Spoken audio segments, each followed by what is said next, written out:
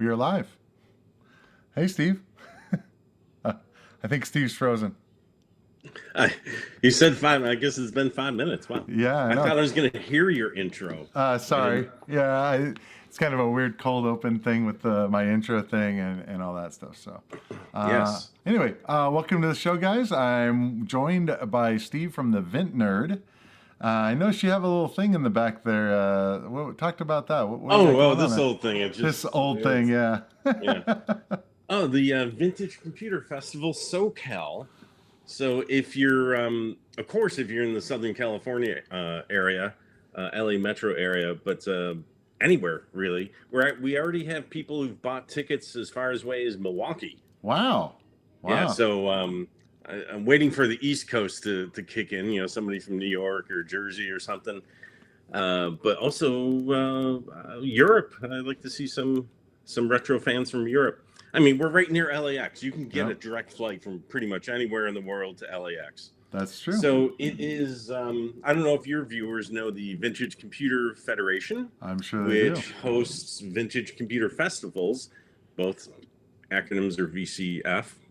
It's kind of fun that way. So there's a few of these VCFs around the country, and myself and Mrs. VintNerd, Mickey, have decided to host one here. It is a rather large undertaking, as we had to contract out an event hall at a hotel and everything else, but we'll keep the financial stuff. Hopefully it will not be an issue. So we just need to sell enough tickets and get enough exhibitors and have fun. Sure. But that's the whole thing. It's to have fun. There's going to be a lot of exhibits of older equipment. In fact, I just got, I'll read you this. I spent the weekend here reaching out to exhibitors who just retro fans with vintage hardware that want to just bring their stuff and have fun. Right. And so this gentleman has built his own computer from discrete components. Oh, wow. And it has no CPU, and he wrote his own operating system for it and the interfaces and some rad stuff, right? Wow. So he's gonna have that on display. That is Wire Wrap Odyssey. Interesting. Yeah, that's going to be fun. Sean from Action Retro is actually a sponsor of the event. So thank you very much to Sean for helping us out with this. And he's going to be there, Action Retro, and we're lining up some. Well, I talked to you. You're going to see. Yeah. Because we're about 3 months out. And, you know, sometimes people got to figure out their PTO and all. Right. Yeah. I mean, I am definitely hoping on making it. I was seeing who I'm going to take with me. I mentioned it to my cohort Wyatt. We'll see if business partner wants to go. We'll see what's going on. But I am planning on being out there. But it sounds like a great time. I've never been to one actually. So it definitely. I love conferences and stuff. Especially when it's for fun. Yeah. Yeah. Well, anybody out there who has any older equipment, if you haven't been in one of these, you got to go, because you're just gonna see things you forgot existed. Right. And you're like, oh my God, we used one of those in grade school, or never knew existed. That's the one that's kind of interesting to me. Yeah. This is the VintNerd Studios, but like this machine. Where's my finger pointing? It's off screen. Close. There we go. I'm like doing this one right here. The Model 3 is Mrs. VintNerd's favorite computer, not that actual unit, but from her grade school where she played, died of dysentery. So anybody who wants to come, well, of course, we're looking for exhibitors and speakers and sponsors, but mostly attendees, because we'd like to have hundreds and hundreds of people. That sounds awesome. You're going to see some pretty wild stuff. So that's in Orange, the city of Orange, Southern California, and that is February 17th and 18th. It's President's Day weekend. Cool. I actually put a link in the description to your channel as well as VCF. So cool. VCF SoCal.com. Yep. So anyone wants to check it out, definitely go take a look. I don't know if they could use the QR code on the screen. That'd be kind of funny. It almost is in focus, but not quite. So, I wonder. You're gonna try it. It works. Does it? That's funny. Yeah, it's working on my monitor. Right. Yeah. On. So There you go. Be Got the the VintNerd QR and code scan the code. over there. Yeah, that way. Yeah. So, Nice. yeah. So, real quick, Jeremiah, thanks for joining. And no, this is not a 2600 basic programming stream. He has been begging me to do a 2600 basic programming stream. And I swear, at this point, I think it's kind of like yelling Freebird to the band playing, you know? Just, you know, it's like, do you actually want to hear Freebird? Usually not. It's usually just to heckle the people. So, yeah, I've got this. I think I had this. You were in the studio once. Yeah. I'm showing up in the background. Earlier this year. Here. Yep. Yeah, and the Spectrum over here on the VCS. Nice. I've been wanting my VCS isn't working. Oh, really? I haven't got. I got it in a. I've got like 10 of them. If you need one. Yeah, I know, right? But the Spectrum computer add-on has BASIC in it, and I've been wanting to boot that thing up and write some BASIC. Right on. Yeah, that would be. I mean, with the keyboard, I guess it'd be all right, but yeah, and the cassette interface to save your program. Does that actually work? It was supposed to. Interesting. Yeah, because I'm like, if you write something in RAM, it's gonna go away. So right, that would suck. Hellstarter, thanks for joining. Appreciate you being here, man. Haven't seen you in a while. All right, let's let me play some games. What do you think? Yeah, well, let's watch you play some games. Yeah. So did get it. Was going to be set up to be able to do some games with Steve, but we had technical difficulties. So we're going to be watching me. Steve decided to use his most important business laptop for this process. Yeah, and, well, I cannot really install various codes to make things work. It makes sense. So Steve is sad right now. So he just gets to watch me play. So yeah, and I get to talk. Yeah, exactly. You get to talk. All right. So yeah, so I actually, those have been around for a while know that I use Launchbox for all my gaming stuff, retro gaming, and I'm trying to get focus on this window and it's not wanting to focus. Basically, so I set up MAME and got arcade stuff working with this, so it's pretty cool. So we'll start off with Miss Pac-Man, why not? Okay. So everything should be all set up right. I got all the art working and everything.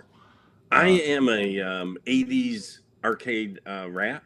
I actually at 13 I was working in the arcade handing out change and cooking pizzas. Nice. And so when these games, I was there when they rolled this in, right?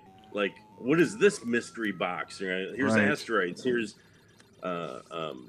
Space Invaders, Miss Pac-Man. And what I love is I'm used to that screen that just popped up because you're running main with the actual code. Right. And so all that goobly gop that pops up when you start the game was all the test screens for the 6 foot tall arcade machine. Yep. So why did I do that? I grew up seeing those things, you know, turning on and off the machines. And I just find it hilarious now that I can relive that part. Because, you know, if you put up a Miss Pac-Man on some kind of machine, they're not going to show you the gobbledygook anymore. Not usually. So. I mean, sometimes they do. Like some of the you know, arcade collections, they will do that. You know, it depends on if it's emulated or just simulated. You know, it's a thing. Yeah, I know. I was bad. By the way, chat, how's the audio levels sound? You know, we kind of were at the last minute here trying to figure that out. Hopefully the game isn't overpowering either me or Steve. If we need to make adjustments, let me know. That's always tricky during live streams. So you should turn the game volume up a little bit because I can still hear you talk. Yeah, okay. What are you trying to say, Steve? It's about the action. Sure, that's what it's about. Retro action. Exactly. So this show is called Retro Access Memories. The idea was to obviously be able to play on the words on random access memories, but the idea just the idea of kind of going through and, you know, the idea was to take, this guy's gonna get me, don't get me, to take, you know, mostly content creators and basically have a chance to show off their channel and or whatever they're doing. It doesn't have to be like YouTube or anything. It could be art or whatever the heck they make, but something related to usually to vintage video games. So it so yeah, so I wanted to start this just because I've been playing a lot of 2600 games lately, and it's kind of nice to do stuff other than 2600 stuff for a while. The 2600 stuff's been good, but we've been doing that for many months now. So it's kind of cool to see a lot of the since 1977. Well, the stream hasn't been going since 77, but hey Siri, how many months has it been since 1977? Oh geez. It was 551 months ago. 551 months. Yes, since the So the 2600 came out 551-ish months ago. Okay, cool. You mentioned random access, right? Uh-huh. I actually co-hosted a radio talk show called Random Access. Oh, okay. So yeah, that was when was that? Maybe 30 years ago. Oh wow. Okay. So I'm guessing. I'm sorry, that was 360 months ago. Okay, I'm guessing that everything's in months right now. Yeah, of course. I'm guessing that had nothing to do with computer stuff. No, it had everything to do with the computer stuff. Oh, okay. No, it was a call-in radio show on Sunday morning. Uh-huh. Oh, not unlike right now, huh? Yeah, kind of. And that was those were the days where people couldn't hook up their printers. I mean, it was, it wasn't USB and plug and play and everything. Sure. And so we'd get somebody be like, I just got my new Panasonic printer, but it's not printing graphics. Oh, Jesus. And imagine doing tech support. Oh, no. Yeah. No. Yeah. No. But the thing was, we helped a lot of people, but when we couldn't, we just had fun with it. Yeah. Right. So it was tech support on the radio. That's kind of interesting. Yeah. It was fun. Okay. Jeremiah, so real quick, the super chat did not show up. I am sorry about that. We have, Ray and I have been working a lot on trying to get the super chats to work, and the Stream Element software, the one that puts the chat and that stuff on the screen, just does not want to put that stuff on the screen, and I don't know why. I'm sorry about that. It's like I'm looking at possibly coding up my own thing because of it being bad. I don't understand. Other people use it. We go through, like, there's a little tester thing, and it just doesn't work for some reason when it's live. The test works fine, but when we do it live, it doesn't work. So I don't know. I appreciate it. Your fans want a 2600 basic programming streamer. All right. Well, now that you've spent $7 on it, I guess that might be worth an actual video. Well, minus 273 says voice audio is good, but the game is a little quiet. Yeah, I kicked it up a notch. So the main thing here is that I don't want the video game sound to overwhelm the mics, because that's just the guests. Yeah, the guests. Yeah, especially the guests. Yeah. So I have a request for the viewers. Was looking at the chat here. I just looked at the VintNerd YouTube channel, and we gained another subscriber. Who is it? Come on. Who's gonna fess You're up? out there. I want to know who that is. That's awesome. I want to thank him. Yeah, awesome. So real quick, what I wanted to do here is, you included on this, Steve, if you have like requests of what you want me to play, because I've got like basically all the arcade games set up. With some exceptions, but we've got a whole lot of games on here. So if you want to see a specific arcade game today, let me know and I'll fire it up. That request is for the viewers, or the for viewers and you and the guest, whatever. Well, let's do asteroids. Asteroids. All right. So let's see here. Oh, okay. Next, after asteroids, Moon Patrol. Okay. I love Moon Patrol. Yeah. That's one of my favorites, to be honest. It's like quirky and cute. Yeah, it's cool. It's been one of my favorites for a really long time, and it has cool music. So, let's get this. Asteroids has music. Don't. Yeah, that's the music. That crescendo toward the end. Yeah, exactly. So that seems a little quiet. Now, one of the things I have noticed with arcade games is they all have different relative volumes. So, like, I'll have to turn one up and turn one down. They're not normalized at all. So, whoa! Oh, that was fast. I'm good, Steve. I'm good. I'm that good. I'm normally really good at Ms. Pac-Man. Not as great at Asteroids, but I actually pulled that trick shot off there. Man, I will say though, I mean, in MAME it's cool, but you can't. This is one that I would consider getting an actual cabinet for because you can't beat the vector graphics. With the vector monitor, the glow of the vector monitor is just so cool that it looks good. Don't get me wrong, but oh man, the glow is just so cool. Phosphor, I owned a cabinet of Asteroids. Oh, you did? Nice. Yeah. It was the first arcade cabinet I had actually bought myself. I think I paid $350 for it back in, let's see, what year is what, blah, blah, blah. Maybe 1986 or something like that. Oh, okay. Wow. So that was only $350 in 86? Because that was still been in arcades. It was being pushed out of the arcade. It's like, well, we need to make room for other stuff, right? I guess. So sadly, well, it was the first arcade machine I've ever bought, full size, arcade machine, and the last one I ever bought. Because then it just became space wise, right, where to put things. Right. Oh, it's not lost easy. it. Yeah, I lost it in a fire. Oh no. Yeah. Wow. So, yeah, it was sad that it burned up. Wow. But I love Asteroids. Yeah. That sucks. Jeremiah says, have you seen the new generation Game Station Pro? It had some arcade games that never been released before. One was Cloud9. That's interesting. No, I have not. That's cool. Cloud9. Yeah. So one of the things I find when I play Asteroids, because I play it on MAME like you do, and then of course I have Replicades. I don't have the, this is a Qbert Replicade, but I have the Asteroids Replicade.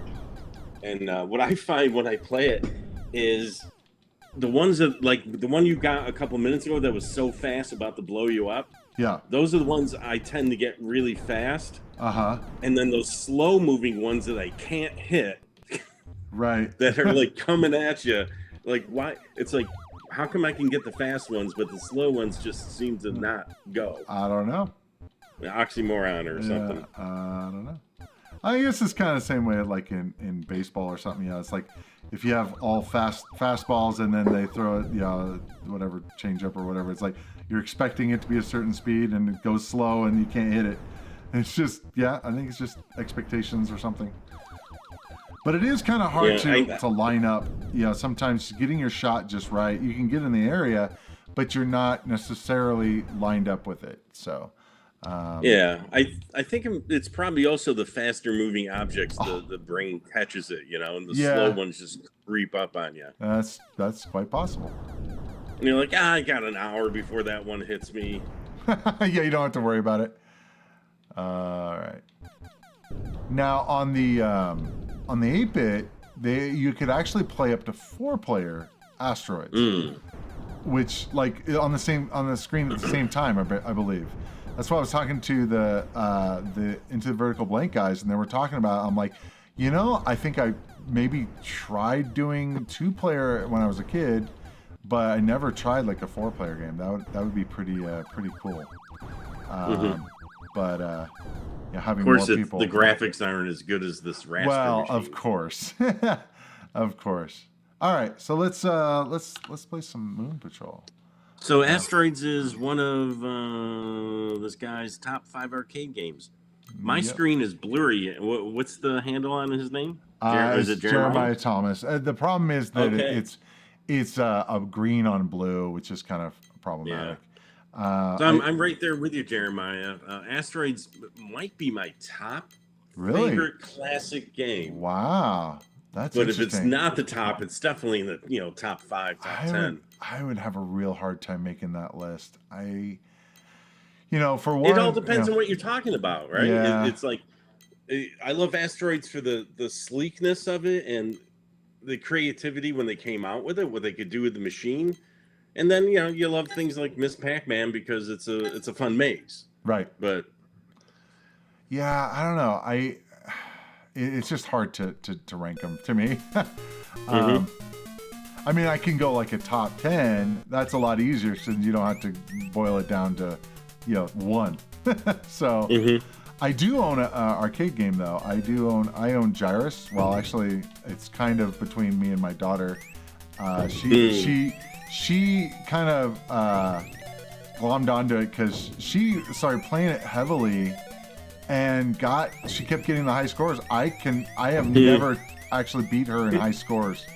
It's kind of funny. It must be a daughter thing. One of my daughters always the Replicate Centipede machine I had. Whenever she visits, she lives on the opposite coast, and she'll pick it up and she'll be like, "Okay, I'm gonna get the top score here. Knock me down a notch on there."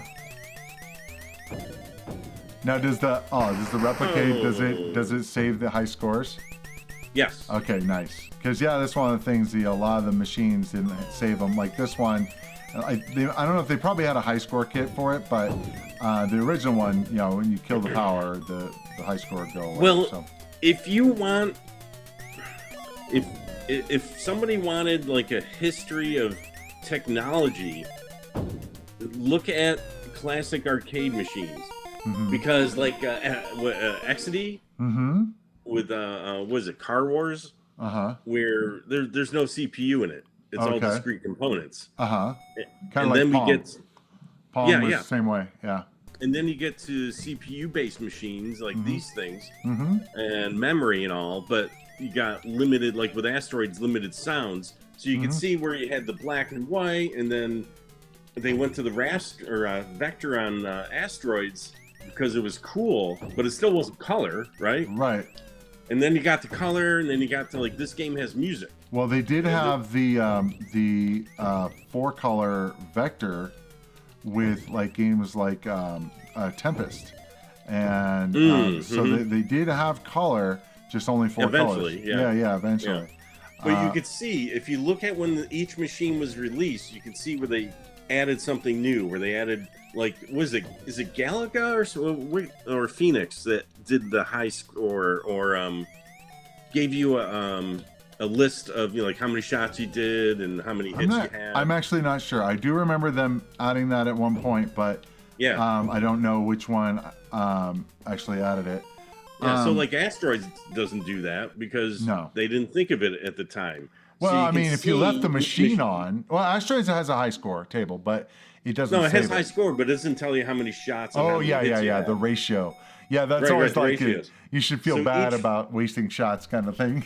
Yeah. So each video game, as they came out over the months and the years, added on more stuff. Oh yeah, the mines. This is the hell. Like, all right. I always thought this thing was so quirky with the 3 axles. And then you just have this gun shooting straight up. Yep, but it works. They should have turned.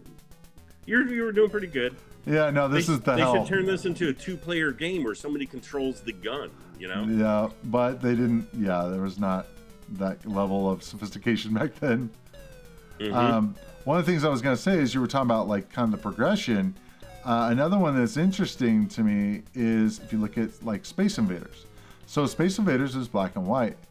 And most people they would probably swear up and down it was not black and white. It's like, yeah, it was. The only reason why it was color is because they had an overlay, just like a Vectrex. Right. And so if you look at it, it's kind of funny. In the emulator simulates that. And what's funny about that is, if you look at your shots, where they kind of come down, where they're on the same horizontal plane as something in color, the shot turns red or green or whatever. It's kind of funny. It's not not different, not much different than the 2600 how they did that. It's like the scan line is this color, and okay, so the shot happens to be in during that line, so that's got to be that color, I guess.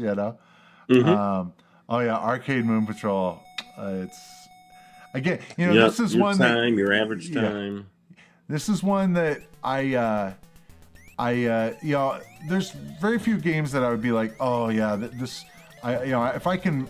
Oh, that was bad. I thought you were gonna make that. I slowed down.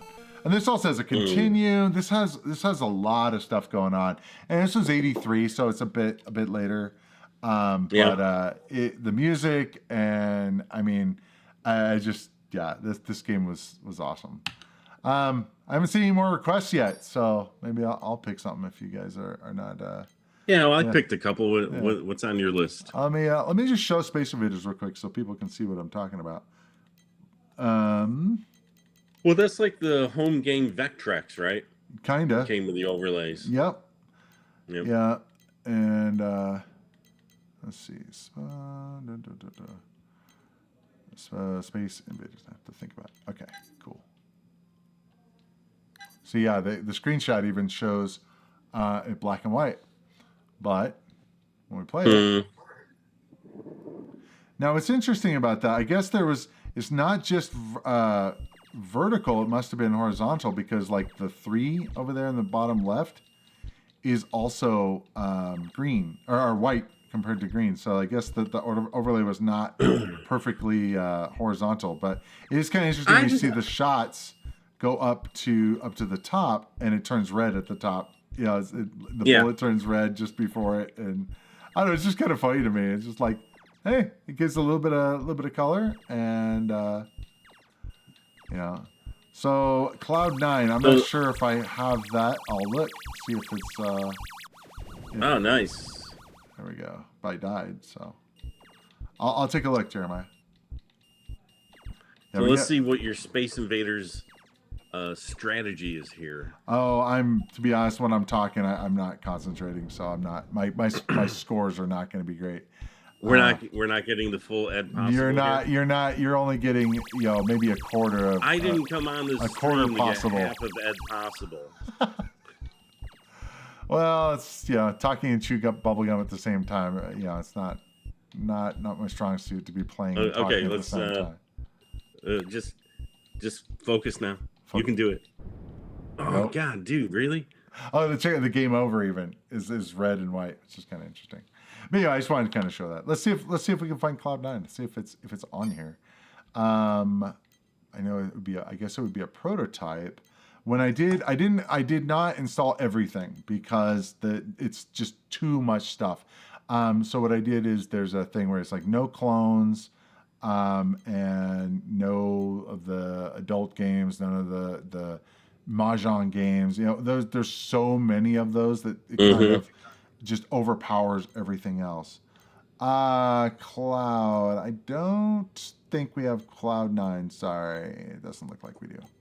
So next. That's kind of interesting. Combat. That doesn't look like Combat. But there's so many arcade games that's like I've never even heard of. Let's see. Let's find something I really like here. I don't even know. Let me think.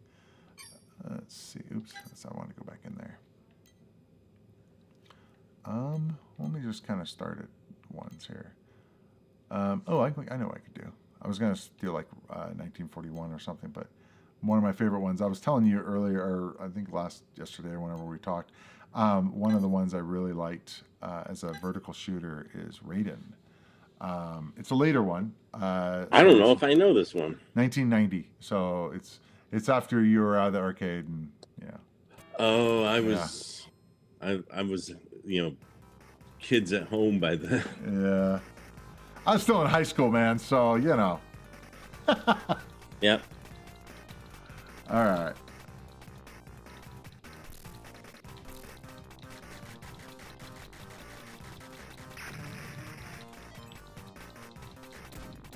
Probably still running Windows 3.1 at this point. See, I'm trying to think of when Windows 3.1 came out. I can never remember when Windows 95 came out. Yeah, you can never remember that, huh? What about 98? Right. What about Windows 2000? That one. Oh, not bad. How about Windows Me? Oh, God.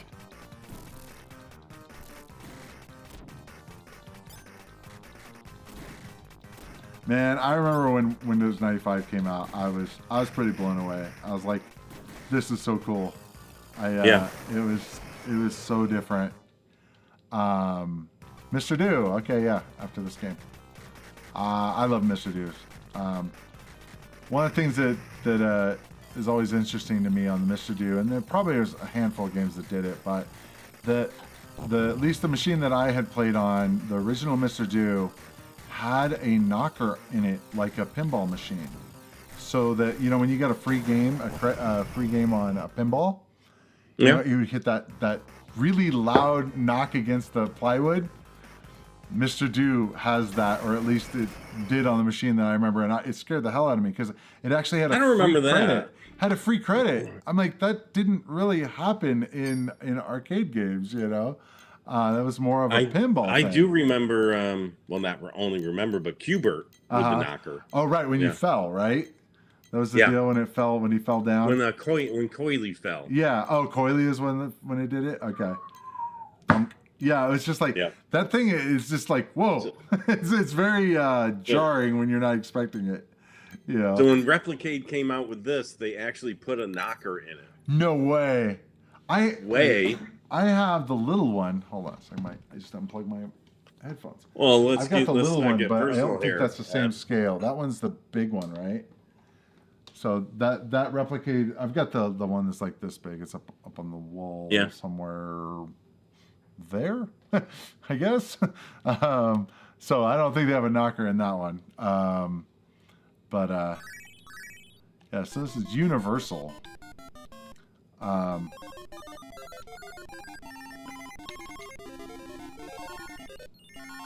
always thought it was kind of cool that it was almost a boomerang when it came back to you for the bullets. Oh no!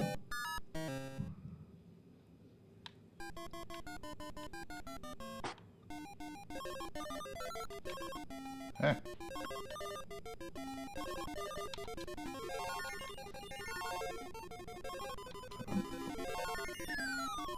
Didn't want to do that. I do know. I think you get the extra life if you spell out extra. That was the deal, and I believe that's when the knock would happen. But I don't have a knocker installed in my computer, so yeah. I think that would really scare me if that happened. It's like this is. I remember playing Mr. Do, but now I'm thinking like, what came out first, Dig Dug or Mr. Do? I believe it was Dig Dug. So I would consider this a Dig Dug would you? Inspired game, I guess. But I'd rather play this than Dig Dug, to be honest. Hey Siri, when did Dig Dug come out? 82. Oh, found web results. Thanks, Siri. That's what I want to go do that now.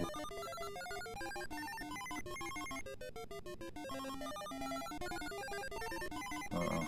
I don't like that. Getting too close. Don't be pushing that on me. Ah, there's way too many guys. Ah! Oh, that's crazy. Oh, way too many guys. So there was a couple different ones. There was three different Mr. Do games. There's Mr. Do, Mr. Do's Castle, and then Mr. Do's Wild Ride. So we'll play all three of them for Jeremiah, or for Oh, that's like Mr. Toad's Wild Ride. I suppose. That's a Disneyland ride from like the 60s. Yep. Do they not have it anymore? Oh yeah, it's still there. They are still milking that. That's not the teacups one, right? No. There was a.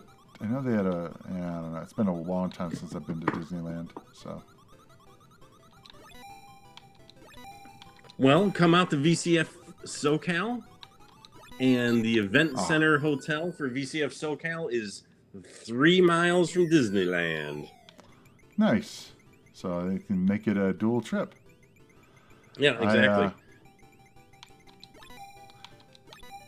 Oops. I know there's a strategy that I am not employing in this game. Probably top down would make most sense, but.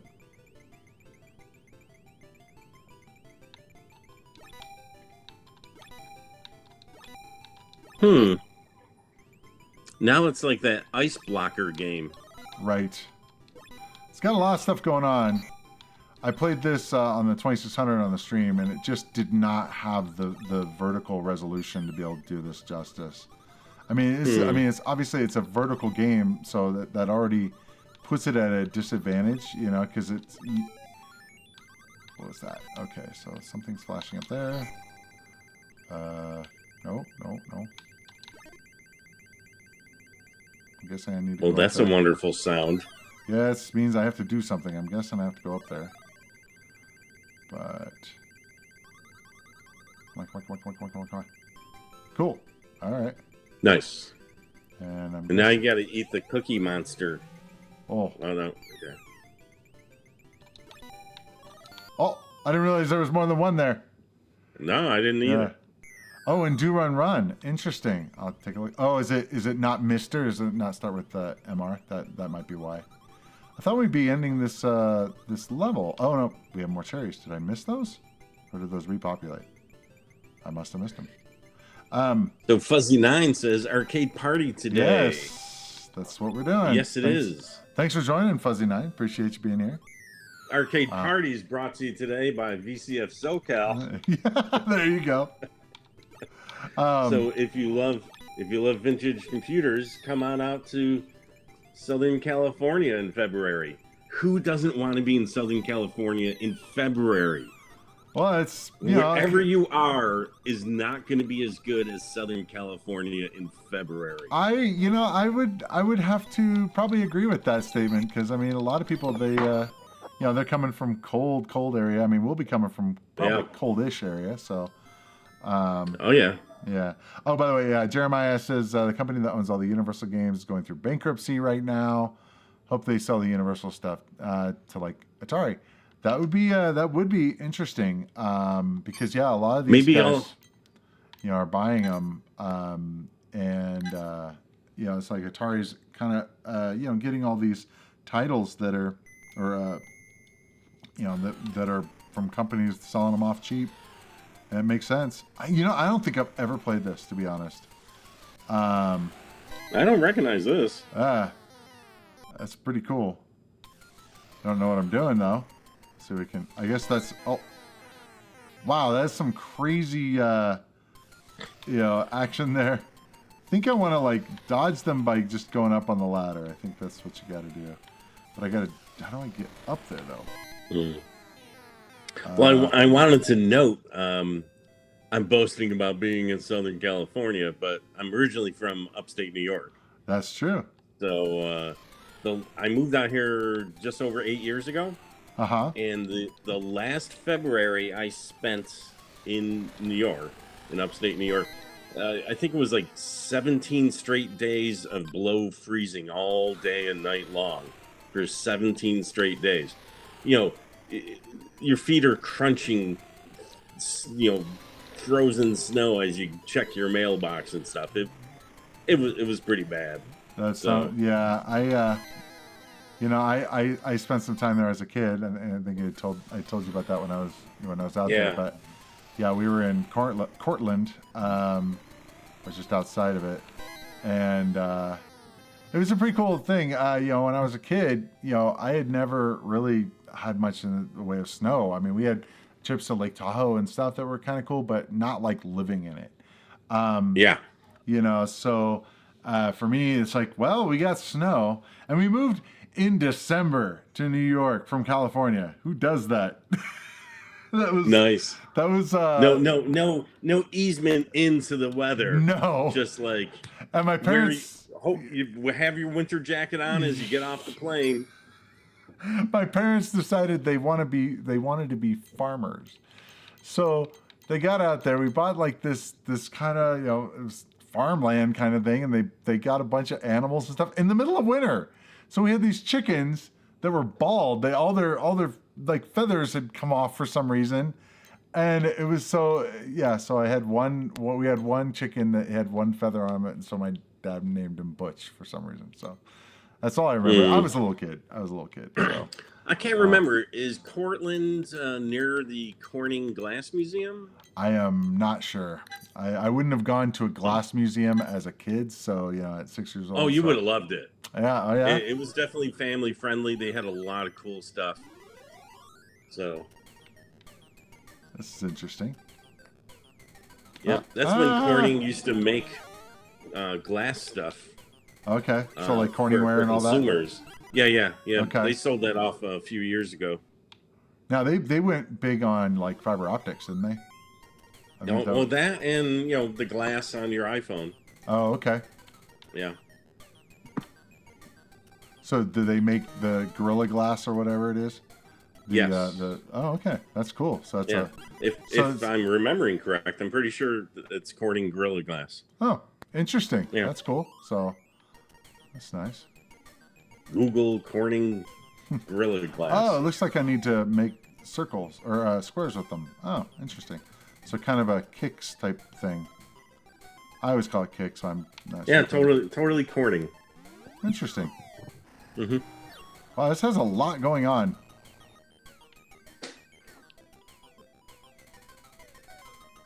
Doesn't seem to do anything though. I mean, I guess it just changes the color, but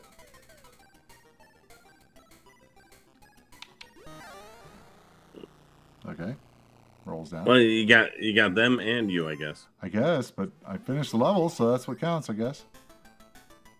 This is kind of cool, actually. A little different. Haven't played it before, but oh, wow, that guy's hauling.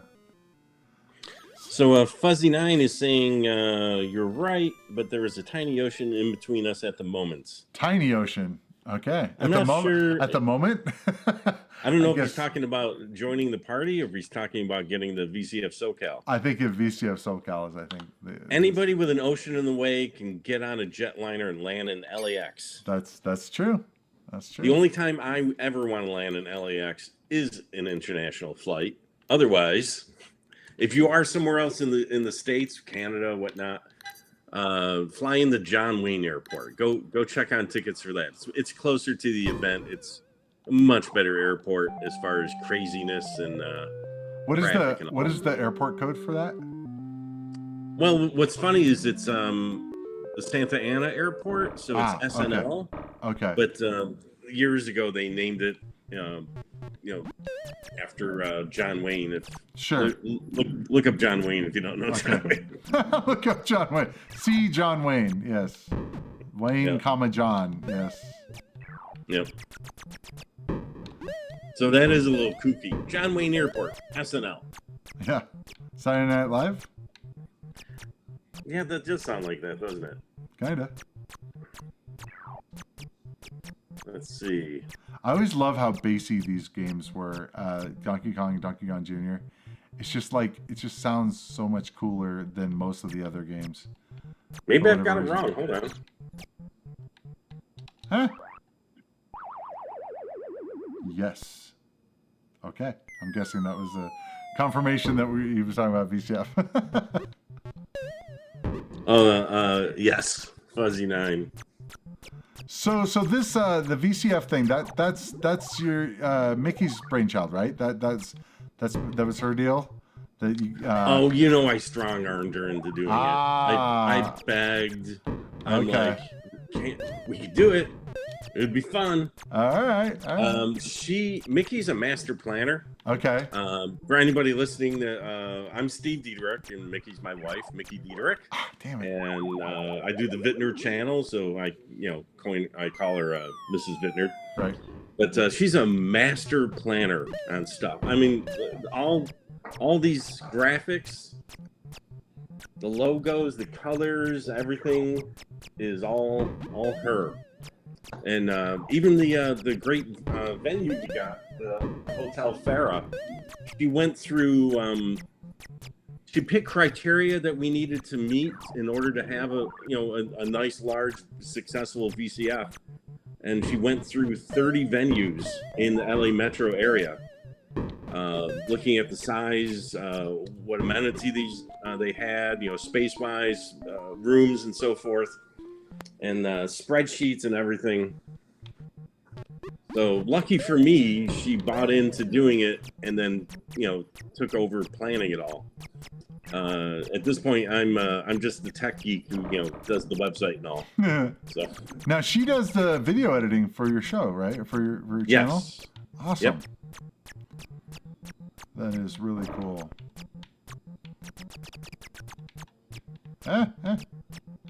So if it was up to me, we'd be in some kind of back room at some hotel, with cases of beer and 80 of us showing up. Maybe. I mean, I could pull that off, but she's working hard to. We could host 1,000 people each day at this event. That is crazy. Yeah. So we're hoping we got to break even on this. We signed some contracts that they need to get paid, but we're hoping at least for 500, 600 people each day. But we can, if this takes off and 1,000 people buy tickets to come, we've got the space. It's 14,000 square feet of event space. Wow. So the hotel's 14,000? Jeez. Yeah. The Okay. hotel's got like 400 rooms. We plan on hanging out in the lobby in the hotel bar Friday night, before the show starts Saturday. We're actually, we'd like to find a sponsor who wants to sponsor a party on Saturday night. So this is a busy section. Yeah, I have not. Yeah, I don't think I've ever actually played this, to be honest. Jeremiah said you have to play Donkey Kong 3 now. I was like, all right, fine. Why not? Yeah, I agree with Jeremiah. Oh, I guess you're supposed to blow air up there to make Donkey Kong go up there. I don't know. Yeah, There's that's a a bunch little, of stuff going on. Yeah, it's a little little TMI on that one. Yeah, there. a little bit. Would that be smoking, blowing smoke What are these somewhere? crazy games these kids are playing nowadays? Let's got the Fly the Bumblebee theme going on. So Steve, when I was out there, we were talking a little bit about music stuff, and so one of the things I've got set up now is I've actually got it to where my keyboard and stuff will actually come through on the stream. So I have thoughts of maybe doing a live stream with maybe playing some music or something, which would be kind of very different. Don't know how that format would work, but it'd be kind of cool. Maybe you should invite a retro musician who wants to. You turn down the sounds of the game, and then they play the music as you're playing. Oh, there we go. I went to a. I don't know if you've ever been to PAX, Penny Arcade Expo. It is an amazing show. But anyway, there's this artist that they play. They have somebody doing like a speed run of like the first Legend of Zelda, and they play the music during the whole time that they're playing the game. And so he's doing a speed run of the game. So, and every like time they go into like a different dungeon, they play that dungeon sound, and it's just like this really kind of cool like live music from a video game. So that is absolutely a thing. So pole position, all right, fine. Let's see how it works on a joystick. But he's asking for pole position 2. I wonder why specifically he wants 2. I think he wants both of them. So whatever. Oh, I've got. Oh, okay. My chat is covered. Oh, there we go. Yeah, it's hard to. Sorry. Yeah. Sorry, Jeremiah. My chat was covered with something on the screen. So from what I understand, pole position is like one of the worst arcade games to own because it has so many problems so many times. Like it was like there's so many problems that can happen, and it's just like what with the steering wheel and the gas pedal? I think it's more like the innards, not so much the controllers. So we'll see how this goes here.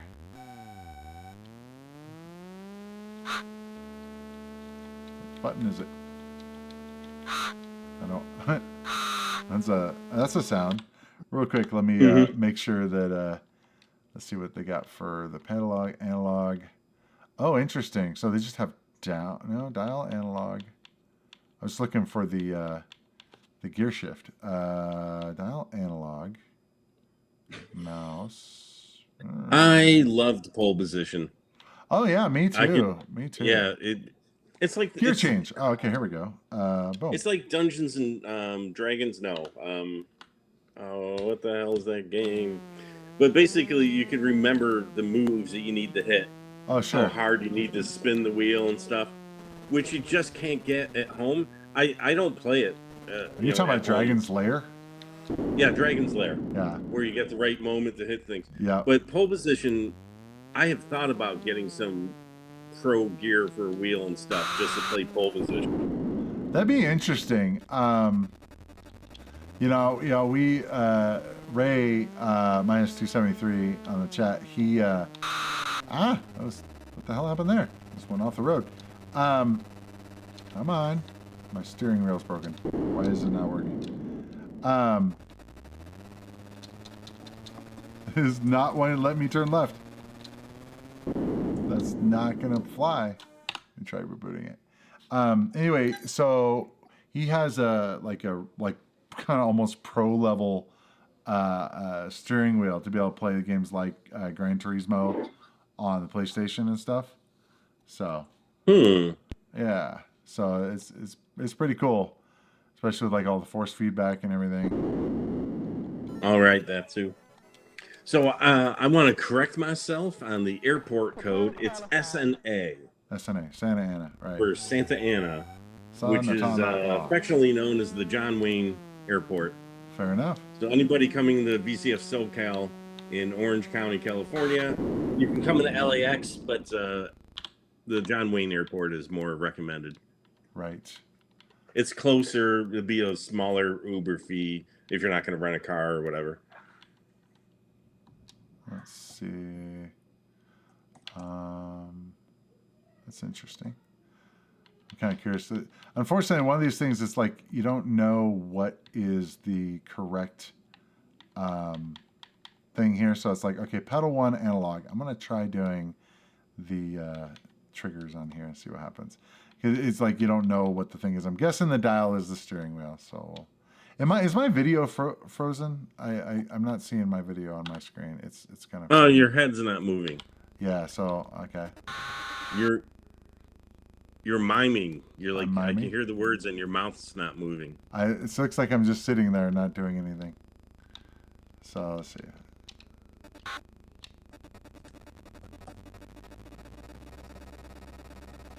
It's always interesting when you're mapping analog controls on in MAME and stuff with the, it's like it's one of those things that takes a little bit of work to get there. Yes. Okay, let me try resetting my my camera here. See if it'll help with my video here. Let's see here. Where did it go? Is it there? Yeah. Let's try that. Let's see if that helps it. At least you can hear me instead of, it's like it's not dependent on that. So, did it kill your link? It might not have displayed it just because of spam prevention. Oh yeah, I think you might need to approve the link or something. Yeah. The deal is I did put the link in the description. Oh wow, it's all in Japanese. That's funny.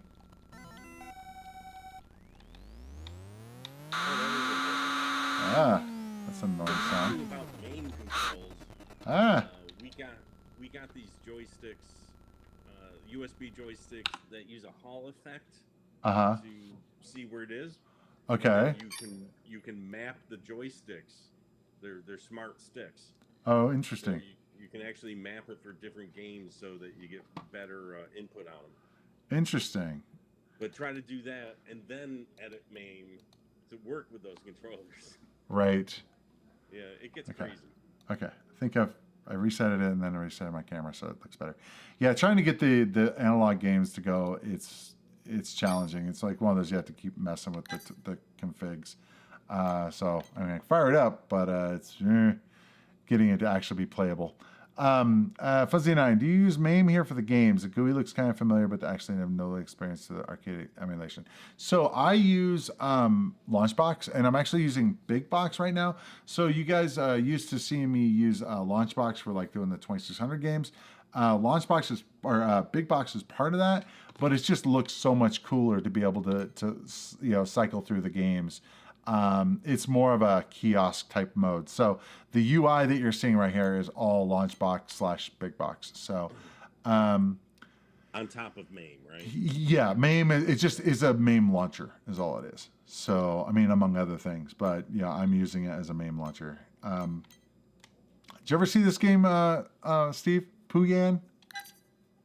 No. This is up there on my favorite games.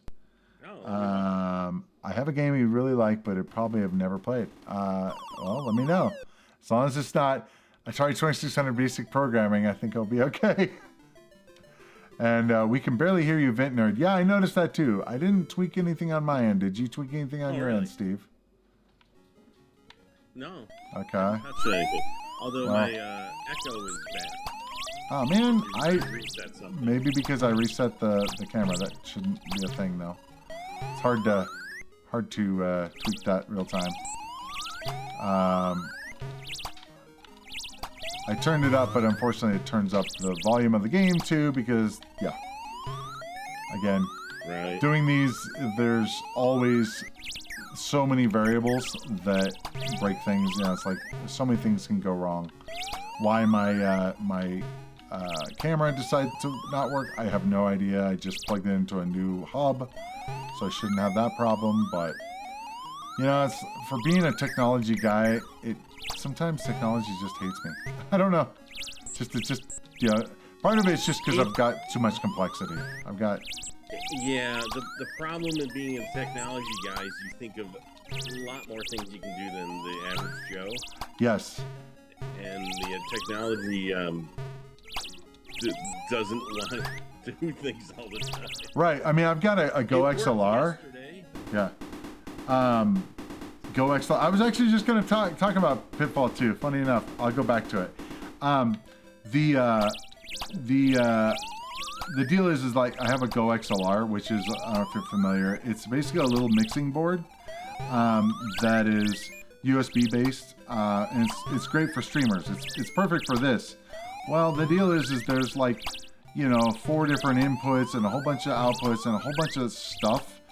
And if you don't have everything set up right, it doesn't work the way you want. So, and getting it right is one of those things that it's really hard for me to do by myself. You know, I need to have someone like there on the stream to be able to tell me, oh, this is too quiet, this is too loud, this is this, you know, there's an echo, there's all these things that can go wrong. And it's like I've done test streams and I've done different things. So it's like, unfortunately, it's one of those things that is, we try our best and then just deal with the problems as they come while we're playing the game. But so you haven't seen this game, Puyan? I'm guessing, Steve? No, I haven't. I'm watching is you gotta hit some of the balloons twice. They change Yeah, color. on this level, there's like a balloon inside a balloon. Yeah, But it's kind of like Hubert, where you gotta change the tile from yellow to blue and then blue to green. kinda, yeah, man. Yeah. Unfortunately, yes. I think there's a volume on. I think there's a hotkey for a volume on MAME, but yeah, right now it's more thing I worry about is I'm overpowering you on the audio with the game. It's conflicting. So in other words, if I want to listen to you, Steve, I got to turn up the volume for both of us, and it's just like, oof. But I can fix that with this. And nobody wants to listen to me. Let's see. I think it's, let's see, real quick. The good thing is with I'll just put this up keyboard and be back in an hour. dash and equals. So I can do is do this. Let's see, equals. I thought I did that, but maybe not. Why doesn't it? What was that sound? It's just that's part of the game. I'm trying to do like keyboard, you know, the volume down and stuff, and it doesn't want to do its thing. I don't know why. So there's volume, unless those are for the game itself, but there's volume up and volume down. Let's do that. For some reason, it doesn't like to be doing that. And unless it's the user interface volume up and down, that might be what the problem is. But the deal is I'm dealing with this not normally the way I'd like to. Normally I would have this is on a separate channel than the audio that you're coming in on. So, but it doesn't like me. Let's see. No, it's not putting up. It's just dumb. Okay, so Pitfall Lost Caverns, Pitfall 2. So notice everything's really loud now. So one of the things that's interesting about this was, I believe, backported to the arcade because it came out on the the home systems and 2600 and stuff. But this looks very different than let's see what it says. Something there. It's like 2 home video games. It's going to say something. Maybe if I click on it. Yeah, 2 home. All right.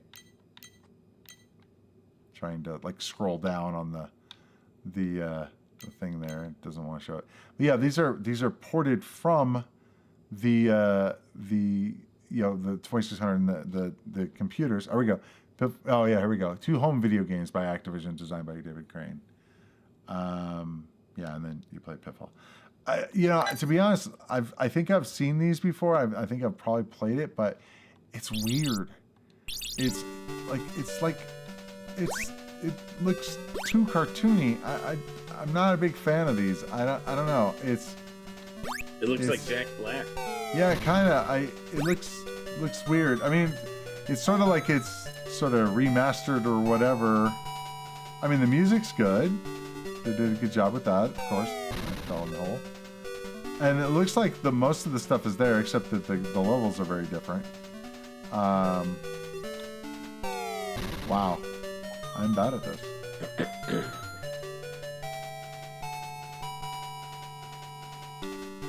Interesting with all the big trees and really no roots underground.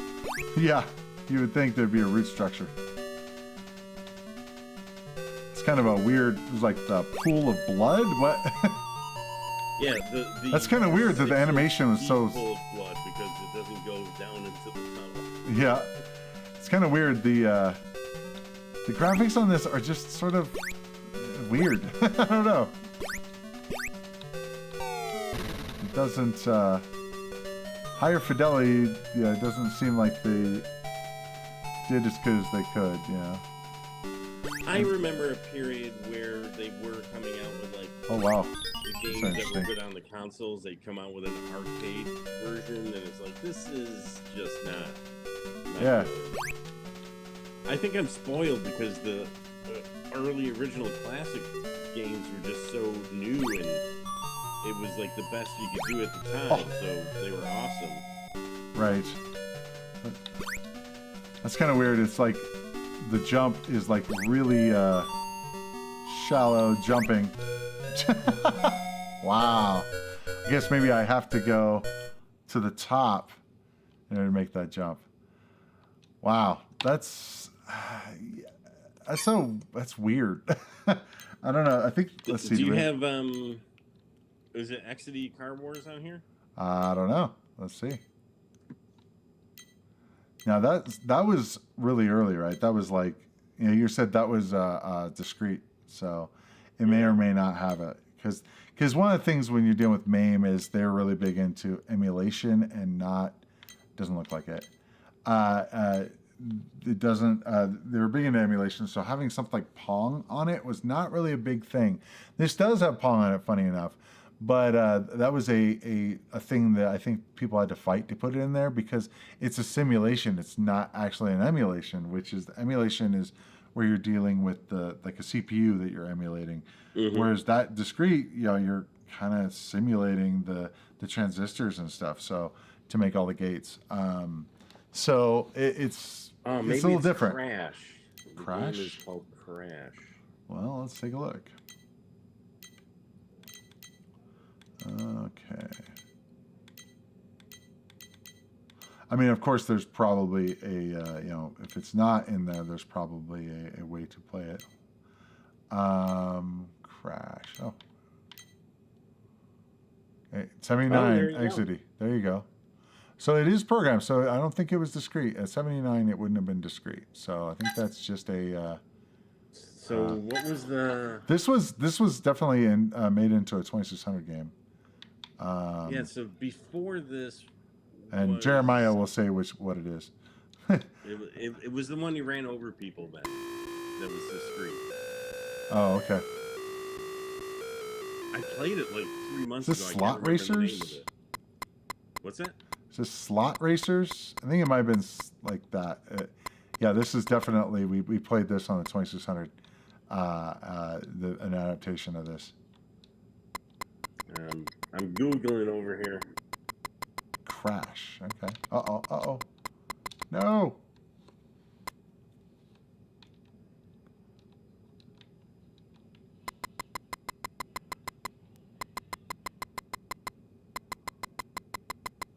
Oh, whoa, almost had a collision there. Death Race. Death Race? Oh, whoa, that was interesting.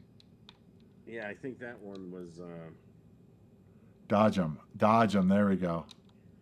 Yeah, I remember it being the same. Yeah, it's very, very much the same thing. Space Dungeon, huh? All right, let's take a look. Came out in April '76. Oh, wow. The Exidy Death Race. Interesting. Okay. I'll take a look at that in a minute here. So your channel, Steve, what do you cover on your channel, on your YouTube channel? Well, lately we cover the Vintage Computer Festival for SoCal.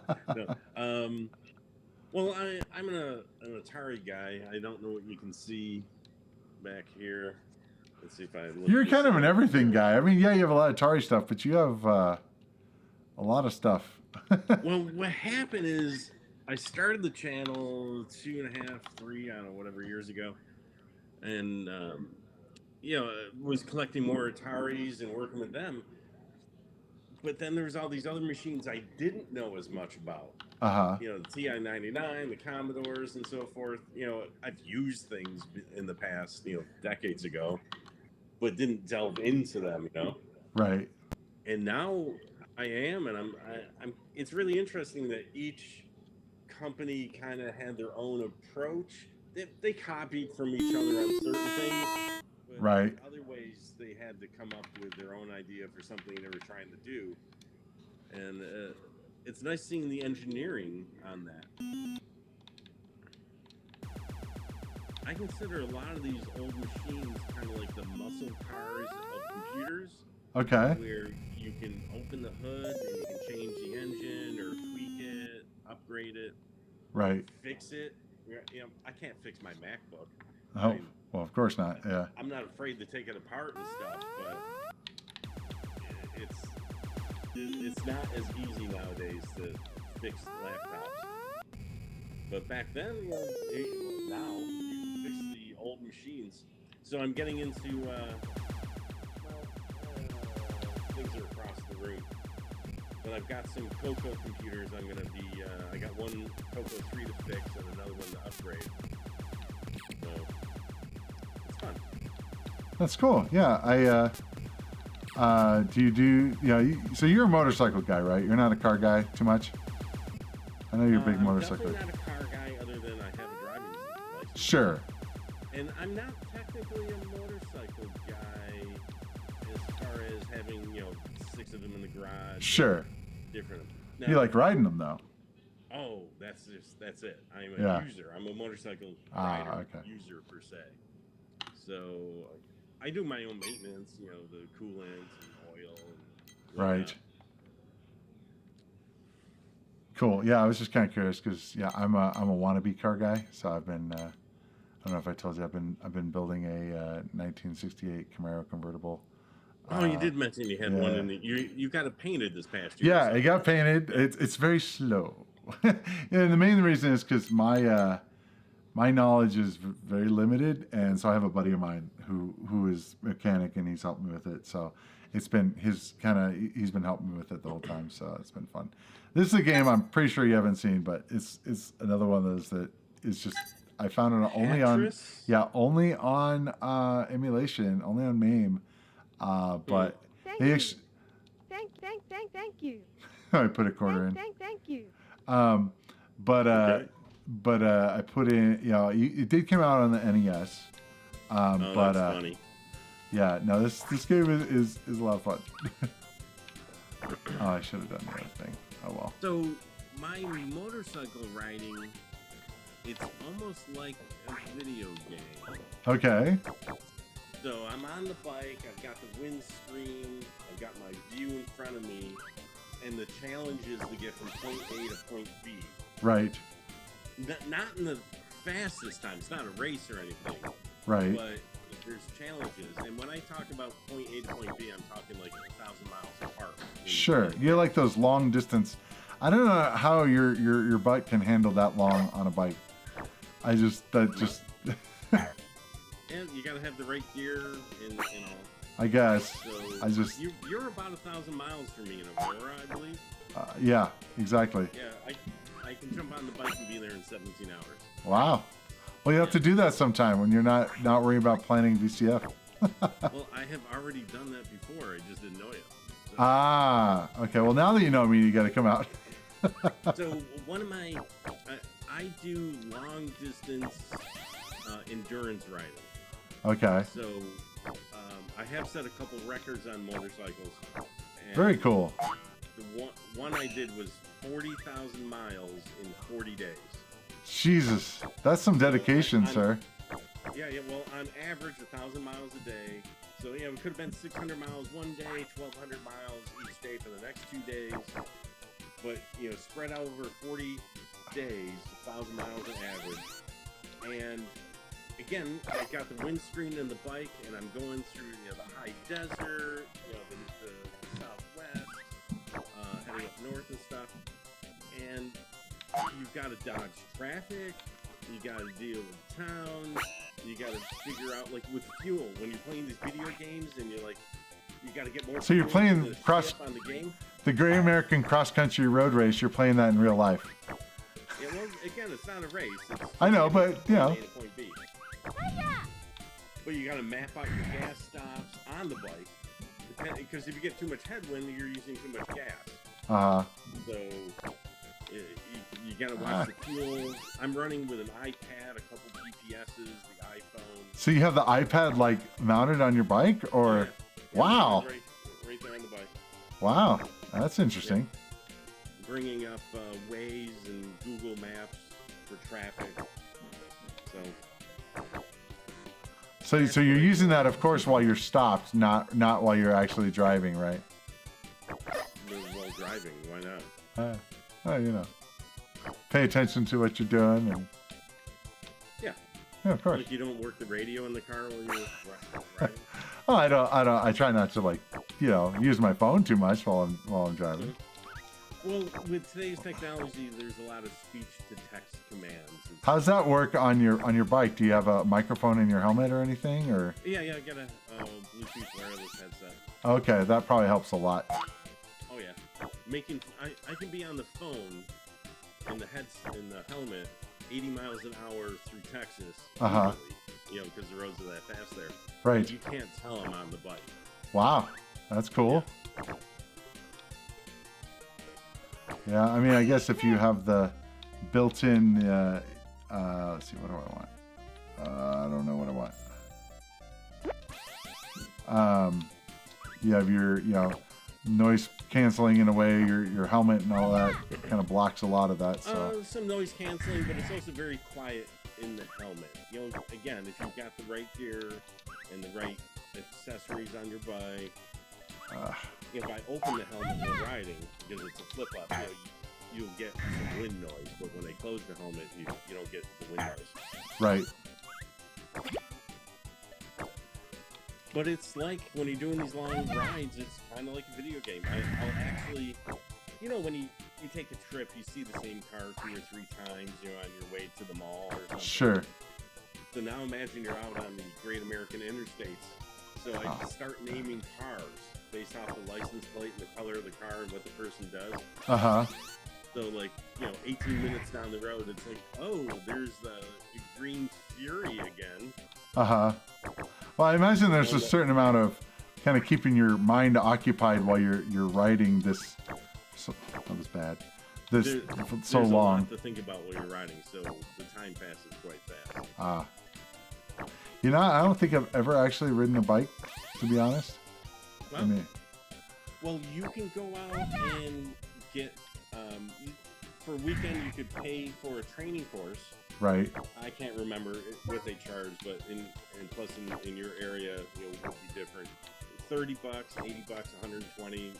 You could check, but they give you a small bike to train on, and you can get your license and learn how to operate the bike. Even if you're not going to get a bike, it's kind of fun to do. Yeah, I don't know. It's never been something I've been that interested in. I mean, it's kind of cool. I know a lot of people love it, Until but you strap yourself on that bike and grab those handlebars.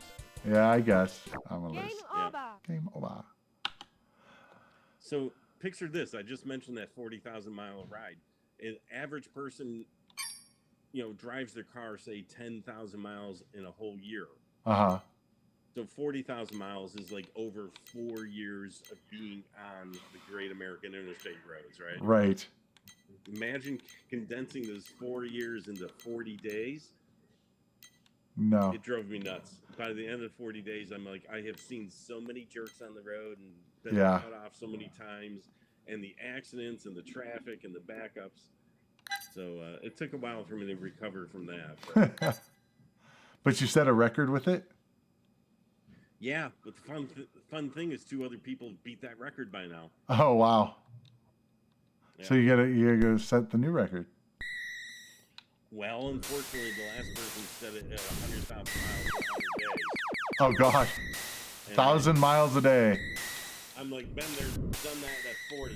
I'm good.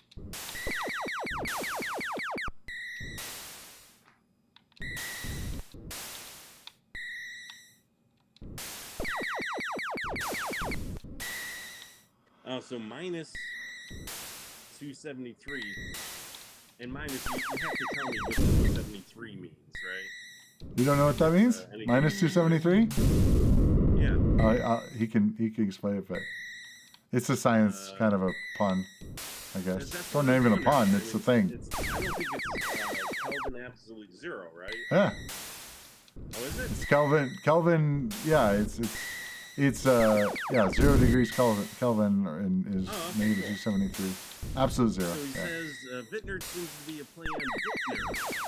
Do you make or drink a lot of wine? This is so I loud. will not admit to that. But I do enjoy red wine. And Mrs. VintNerd came up with the name.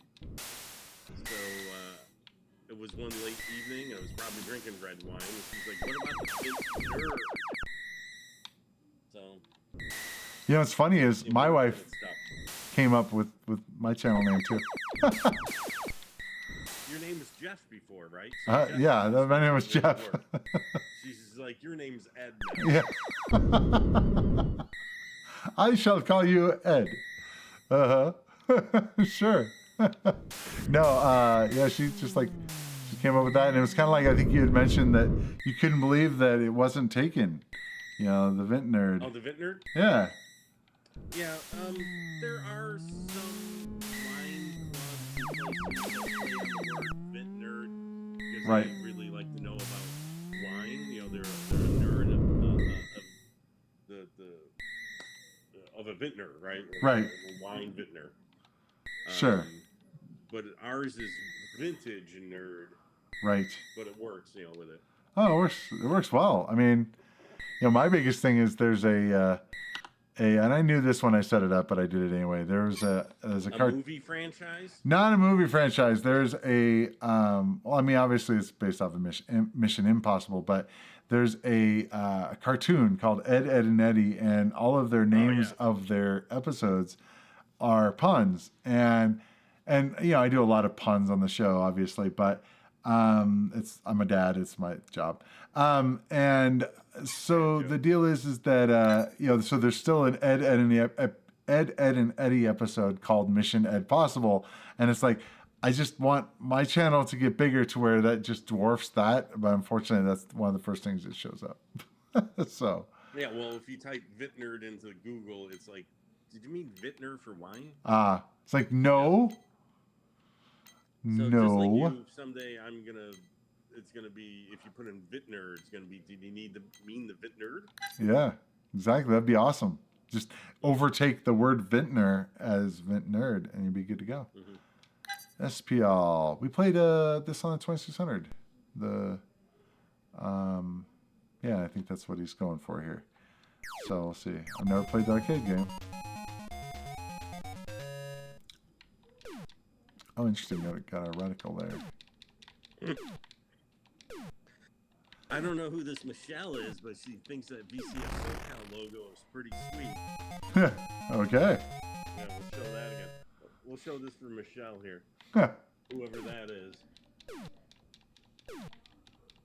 So VCF SoCal, for you, those of you joining, and for those of you that heard me say this ad nauseum for the last hour and 20 minutes, VCF SoCal in Southern California in February.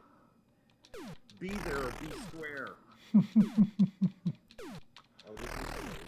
Welcome back to the stream, Michelle. Appreciate you being here. And yes, that is a pretty sweet logo. Man, whoever made that must be just awesome. And, He is. well, how do you know? Just a random person that's just joined the stream. Because he likes the logo. Oh. Those categories. Okay, there we go.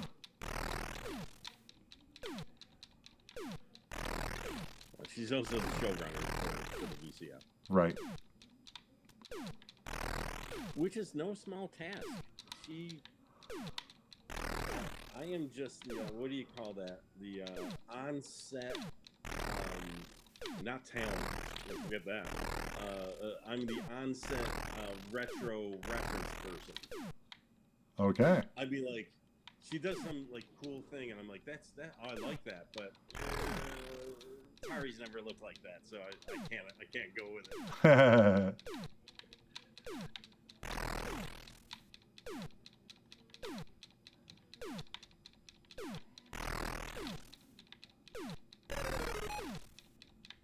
This reminds me of some other game. Yeah, it reminds me of Xevious. That's pretty much, I want to say it's probably a Xevious either clone or I don't know which came first, but definitely has, it's kind of like, I guess, I don't know what the defining quality is, but maybe stuff popping out of the ground, I guess. Is this the game on the TI-99?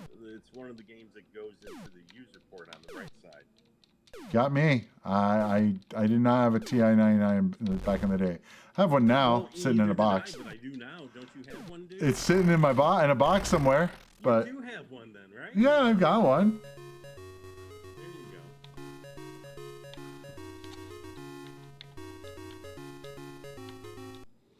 go. Cool. So we got SPL and River Patrol. But actually, before I get there, I want to pull up Xevious.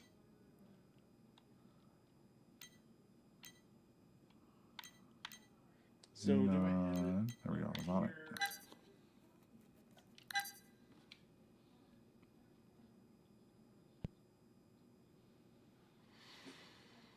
I'm gonna grab something from a box. Okay.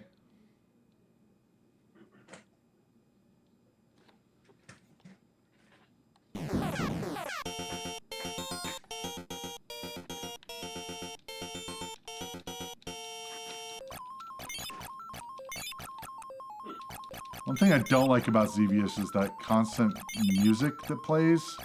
It kind of is a bit jarring to me.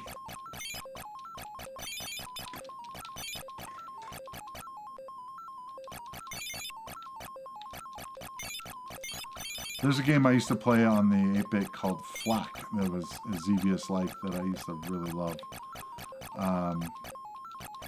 But yeah, it's kind of interesting. It's like, why does that remind me of this? I don't know, maybe because of the reticle, maybe because it is a certain, it's a, like, you don't just keep firing as far as anything that's in front of you gets hit. No, it has to be where it lines up on the reticle. And I guess there's probably a second button on here that I'm not using.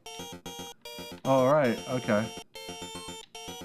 So that's like a bomb, I think. That's what goes on the ground. So you can't just shoot with your machine gun or your gun. So like something like that. It'd be a lot harder to hit those things, though. If they're not moving, it's a little bit easier.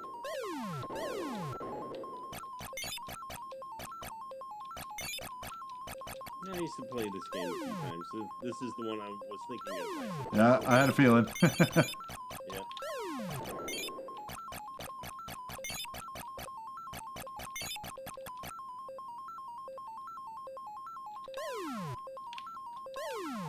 I don't know, the music's just, just jarring. Does the cabinet settings in this allow you to turn off the music though? I don't know. I would guess no, but The dip switches? difficulty, bonus life, lives, doesn't look like it. No. No. You gotta deal with it, I guess. It's like, I always, you know, when I started doing MAME and just seeing like the fact that you could adjust the diff switches, that always was like, oh my God, that's so awesome. So it's like you had the real machine, you know.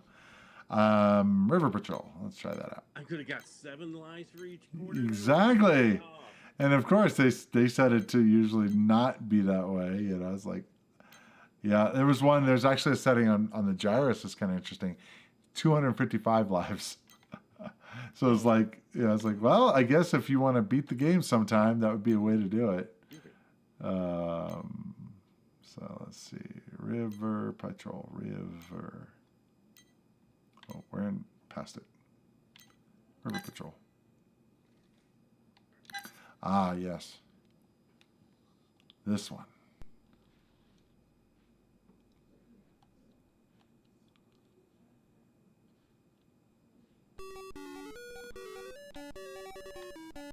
Whoa. Still has the same issues that the 2600 version has. It's like it's kind of interesting because you can like slow down and the waves will take you. Yeah, I see that. It's a little easier to play though, I think. I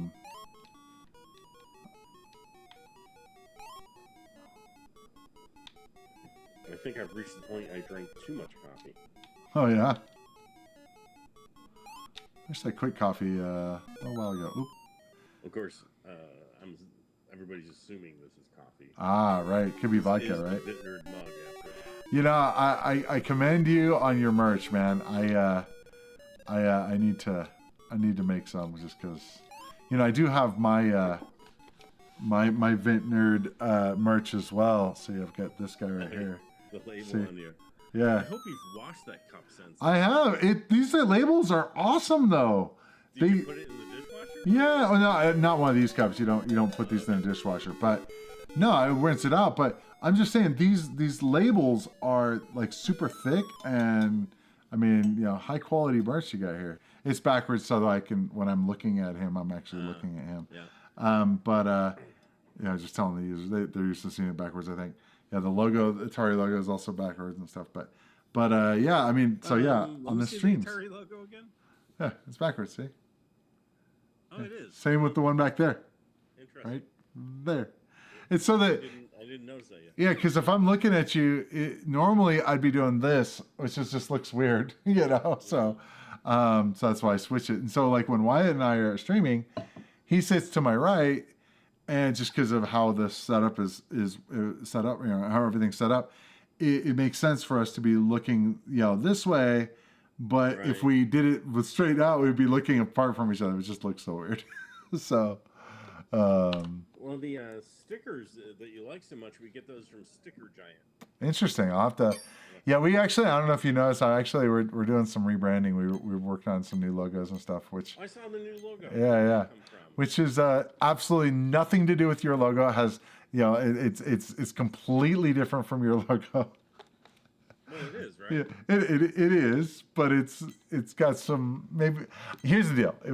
I would say that I mean I didn't design it. There was actually somebody that knew nothing about you, but the circuits kind of thing I think came in there. So I was like, there are a lot of people who know nothing about me. yeah, well, the random guy on Fiverr.com didn't know anything about you. So, but yeah, we got it, and we're like, that looks cool. We made some tweaks and stuff, but we're like, all right.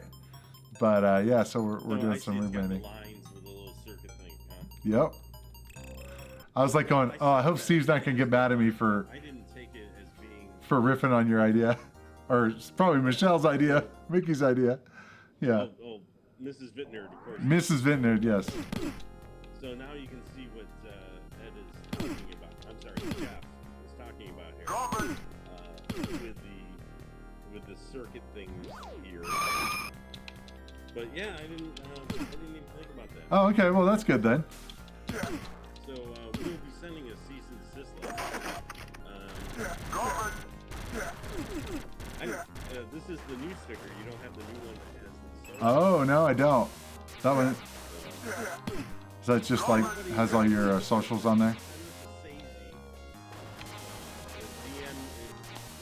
Go subscribe to the VintNerd on YouTube, DM me, and I'll give you the address to send a Stacey, and I'll send you a VintNerd sticker.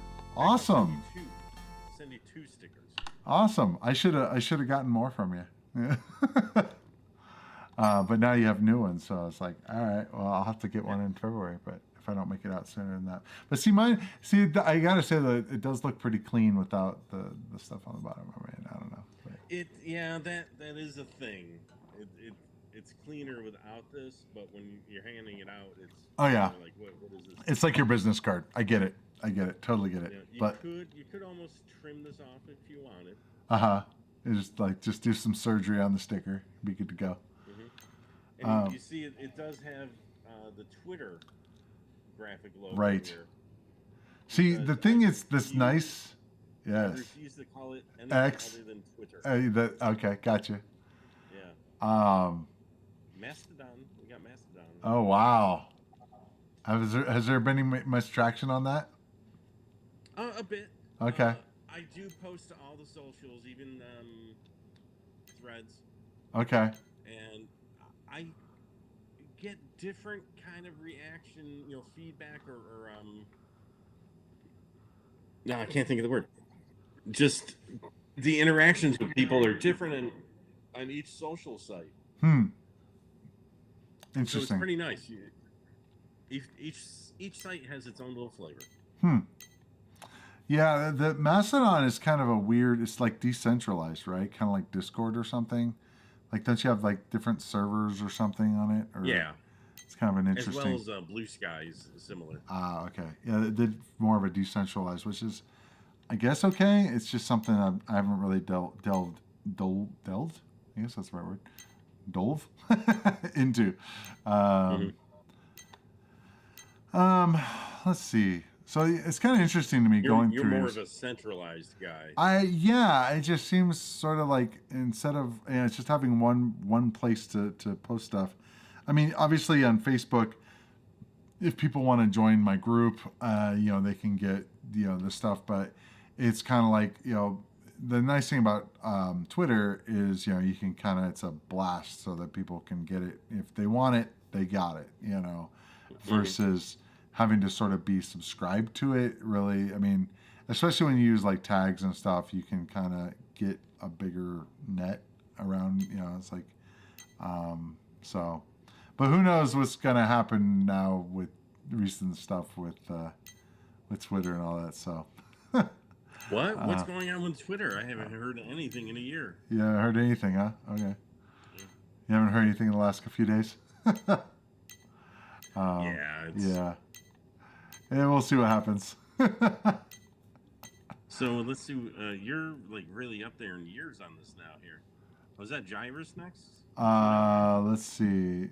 No, let's see. I'm just looking at different. This is on S's. It's not alphabet. It's alphabetical. It's not not sequential. Chronological. Yeah, chronological. There we go. Threads will eventually be federated. So they say. Chris Pugh, welcome to the channel. Appreciate it, man. Welcome to the stream. So just in case Chris has missed it, we were talking about the VCF SoCal. There you go. For everybody that comes on, you have to show them the thing. Okay, it's time for the bathroom break for anybody else who's been on here for a while. Yeah, there you go.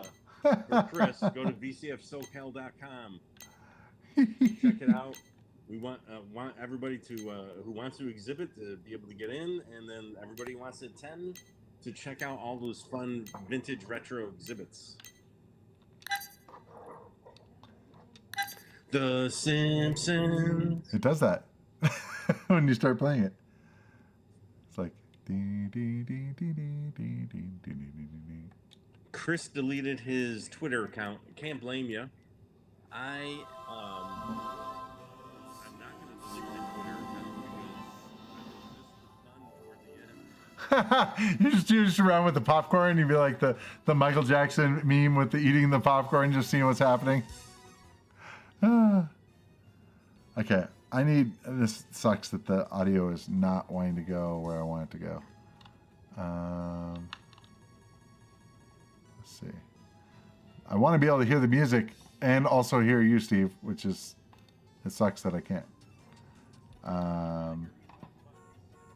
The Vintage Computer Festival this February. Let's see. Can I get this any closer? Let's see, I can hear you better now. Hopefully other people can too. Am I coming through okay? Loud and clear here. Hopefully other people are hearing you okay. We had this set up right, and then I messed with my cam link, which should not have affected anything, but of course it did. This is one of those games that is awesome with multiple people. Because it's kind of like Teenage Mutant Ninja Turtles and X-Men and a lot of those other games. It's a beat 'em up, but it's more about just having fun with your friends kind of thing. It's just like 4 people at once.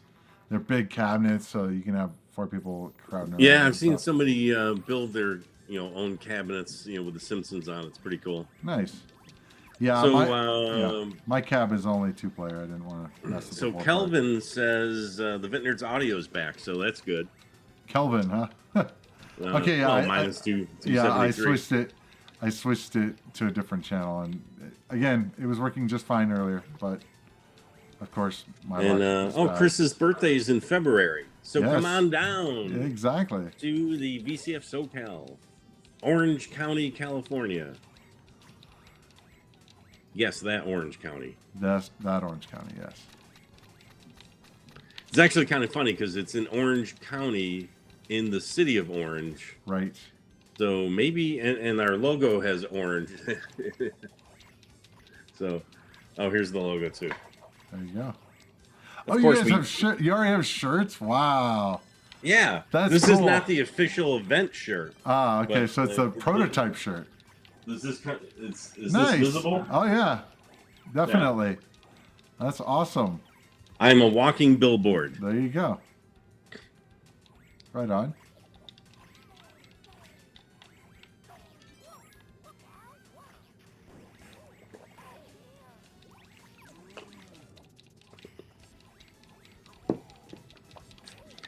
Did you watch any of the Vegas Formula One racing this weekend? No. I don't really watch TV much at all, and definitely don't watch anything sportsy. So, it's racing. It's Vegas. Yeah. No, we checked it out. I think they had some issues with this attempt at the Formula One race in Vegas, but they're contracted to do it for the next for 10 years, so another 9 years at least, and I'm sure they'll work out the kinks. We thought about going because we're just like a 4.5-hour drive to Vegas.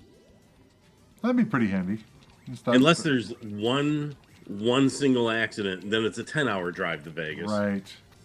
So there's not a lot of roads that lead to Vegas out Right. in the desert.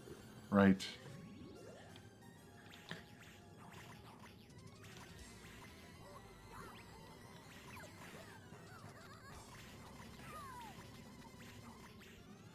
Well, maybe next time, Steve, we can actually be able to play 2-player games and stuff, but just needed more time. Well, you got a new show. You're working out the tech. Well, unfortunately, it's one of those things that involves more work on the guest side than we need normal. So, I mean, normally You just need to everything's all ship set me up. a working machine, and I'll use it. There you go. And then you just send me an address label of where to send it to next. Right.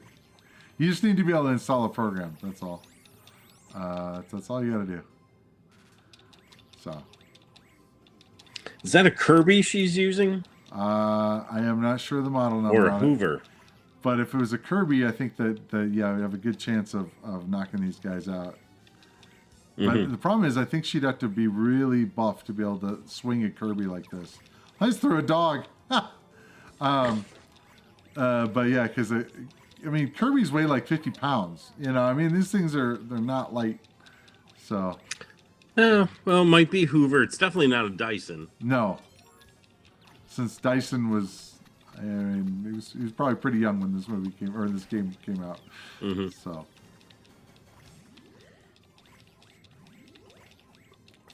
But yeah, Dyson, I don't know if she'd want to be swinging that thing around because those things are expensive. At least with the Kirby, you wouldn't have to worry about damaging the Kirby. I mean, you could hit a car with the damn thing and it would dent the car. Yeah. Right.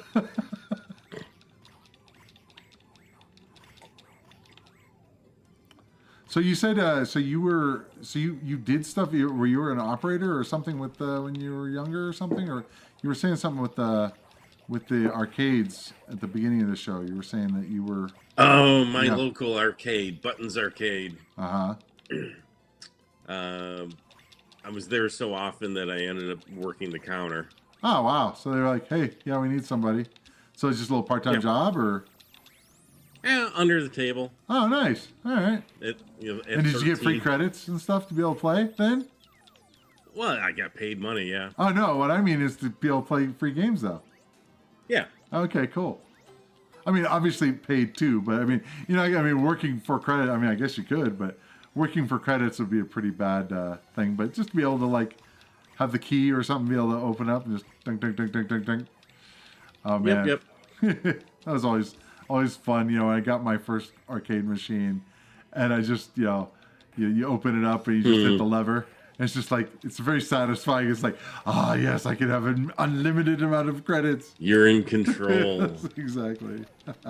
Well, have you seen the new Replicades? Was it Ghosts and Goblins? I've got it in the other room. It actually, you can put coins in it now, and it will trigger and add credits to the game. They, like tiny coins. Tiny coins. They did little yeah replica coins. That's funny. Yeah. Yeah, those things are just too big. I mean, it's like that's a big, and they're expensive too, right? And like $150 or $100. Expensive? So. Yeah. This is too big. Yeah, it's pretty big. How much does this cost? This is probably 130. Yeah, okay, but that's close. the attention to detail. This isn't.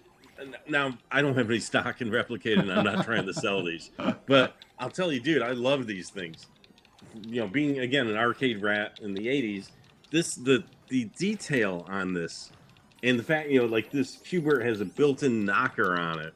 Nice. They just the little right-sized joystick, the attention to detail is pretty good.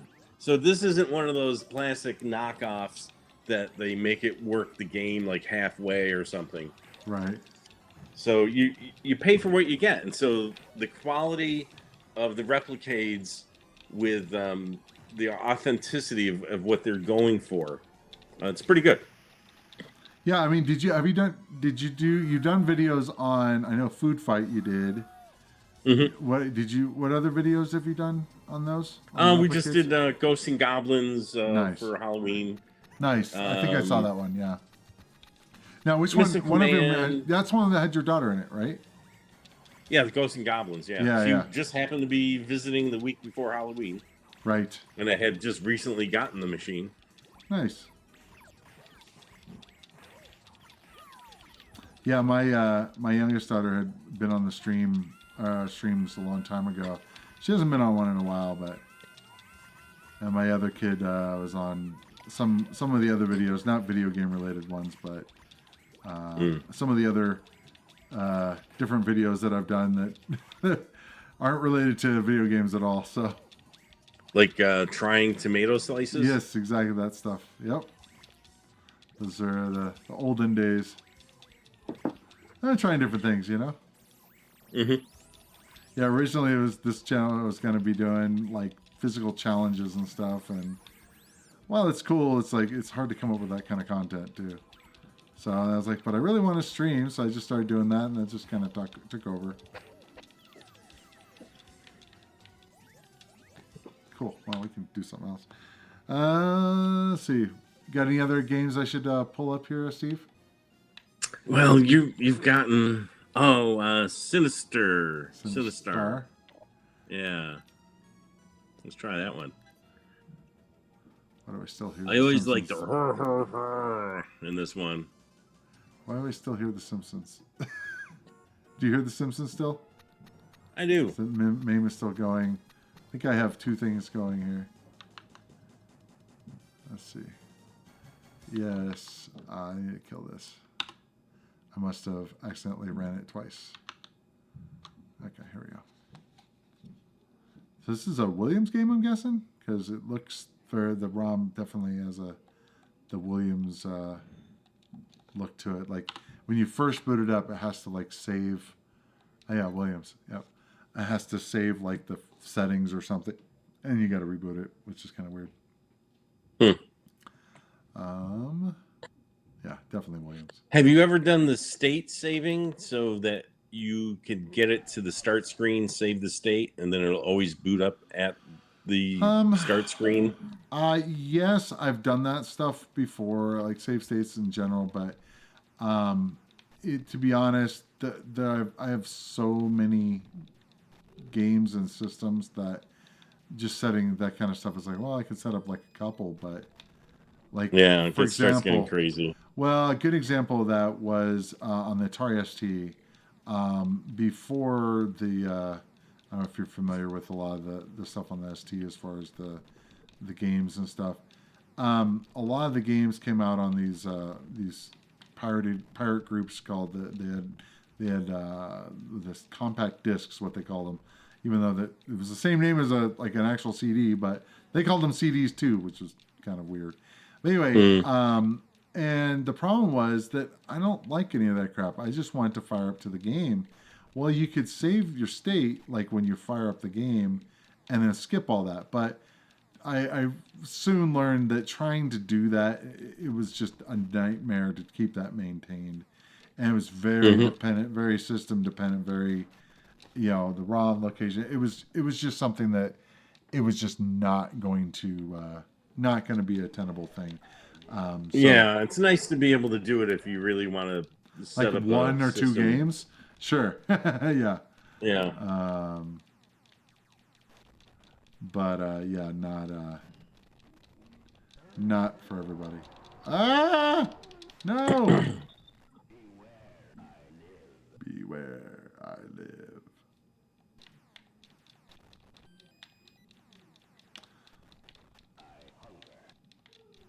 It's funny is the sample's actually really good for the time. It doesn't sound very, bad as far as, back then samples. Like if you look at like Berserk and stuff, the sample is not great.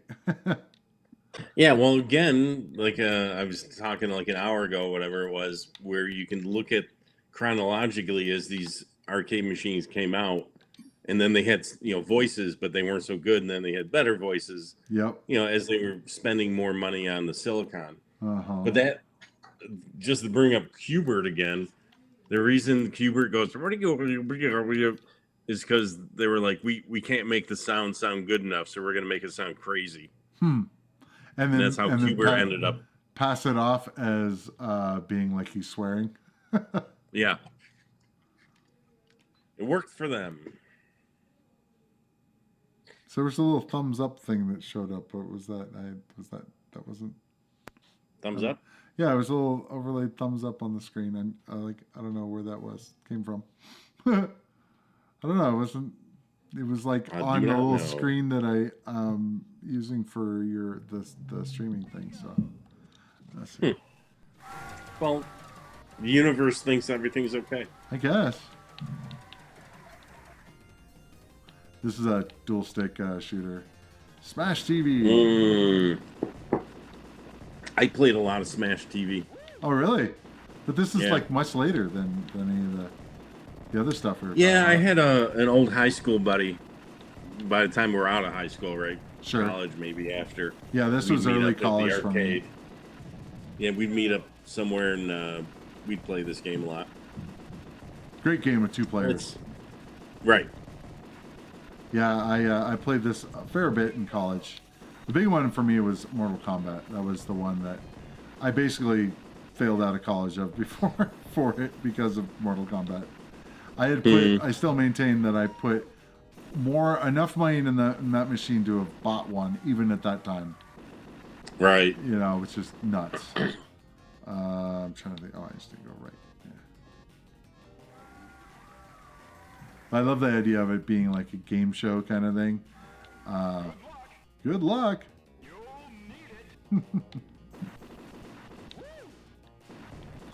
Very gory and stuff. Well, it's kind of trippy. It's a cool game though. There's so much just guts. flew by my window. Something big. Oh, really? Make it dark in there or something? Oh, actually, it's a little bug. Now I got a little bug in the studio. Uh-oh. And it's not me. But that does give me the opportunity to bug everybody again with the VCF SoCal. Any opportunity. We'll segue into that one. Yeah, there's a somewhat rickety segue. VCF SoCal. VCFSoCal.com. I feel like we're doing a telethon or something. Yes. You know, you're you know, for viewers like you, we're able to put this show on and like the public television stuff. Thought maybe I'd go look at the live view of the VCF SoCal website. The live view, huh? Is there something that displaying on there that would be live? Other than just the typical website analytics, letting you know current users on the site and what's going on. That okay, so you could see if what you're doing with my huge base audience here was having an effect on your metrics, real-time metrics. Yes. Because I know that's the only reason why you're here is so that to pimp out the VCF, right? SoCal, right? Well, we were trying to get the word out. Of course, I'm giving you a hard time. No, I'm actually, if somebody has something they wanna show, that's awesome. Especially your channel, the show. I am definitely looking forward to the show. Again, I haven't been to one of them before, but I do love like some of the gaming ones, like Penny Arcade Expo and stuff. Well, I talked to you yesterday about we're thinking out in the foyer, every hour having some events, and perhaps you would do the video game challenge for an hour. Yeah, people can come up and play with you. Yeah, I think it would be cool. Yeah, it's like beat the gamer guy. No, I was actually it'd be kind of cool to do a like maybe some tournaments or something. I was joking with Wyatt about. It'd be funny to do like a dragster tournament. It'd be over in 5 minutes. Because I don't know if you remember Dragster on the 2600, but it's just like the game is literally like 30 seconds long, if that, not even that.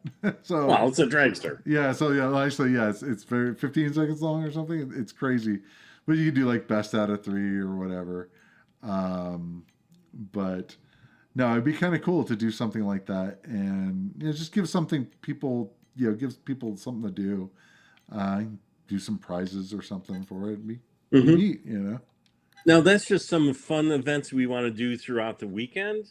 Uh-huh. But the main thing of the VCF, the Vintage Computer Festival, is the exhibitors in the exhibit hall. The we're aiming. We'd like to have 80 exhibitors, maybe 100. You know, it depends. Some people need one table, some people need two tables. So in the math figures out, you know, how many we're going to have. We've already got a couple dozen people in play here for exhibitors. I thought if I can indulge the viewers further, Go for it. that Thomas Cherryholmes of FujiNet is going to be there live in person exhibiting FujiNet. So if you like FujiNet, and of course they're out, you know, on Commodore and Apple, he's working on Coleco Atom, and of course Atari. So if you wanted to talk to Thomas Cherryholmes in person and find out more about FujiNet and all the great work he's doing on it, he's going to be there live in person. Awesome. That'd be cool to meet him. Yeah, and Rob Sherman from Southern Amos, he's actually a sponsor of the show. Southern what? Southern Amos. Oh, okay. He is handling all the history of bulletin board systems. Oh, So- I'd be totally down for that. Oh yeah. So Google Southern Amos. Amos is AMIS, or I believe it's southernamos.com. But he's going to be there displaying some BBS history. He's collecting as many old BBS systems and the hardware, the software, backups of the systems. You know, if somebody finds, if you find a pile of discs of people's backups of the BBSs they ran, Rob Sherman at Southern Amos wants those discs. Oh, I imagine. So you can bring them in person and hand them to Rob yourself. I already mentioned Action Retro, Sean over there. He's a sponsor as well of the show, and will be exhibiting some cool Mac stuff. John Riney, who's involved with Hackaday, I believe, is going to be showing the history of the Tandy Radio Shack portables. The Model 100, 102, the 200. I believe he's going to have a 600 there. So that'll be fun. Let's see. I don't know this gentleman. Of course, I've interacted in messaging with him to get him set up as an exhibitor, but Zachary is bringing the first Silicon Graphics Power Series models Interesting. and a professional Iris. Housed in a very distinctive split pedestal desk side chassis. Interesting. I have to look up what he's talking about. It sounds really cool. I used to be an Irish admin at one point. Did you? Yeah. Maybe you'll recognize. Maybe. He says the machine itself needs a fair amount of ventilation as it runs hot, so it'll leave floor space away from any walls. Oh, So, interesting. Should be out in the middle or something. Yeah. So there's that. Christopher is bringing some British computers. Interesting. So like BBC A Micros. selection of fine British computers. Come see everything from Apricot to RISC PC to a Q68. I don't know Q68. Nope. But I'm going to in February when I check out his exhibit. Nice. There's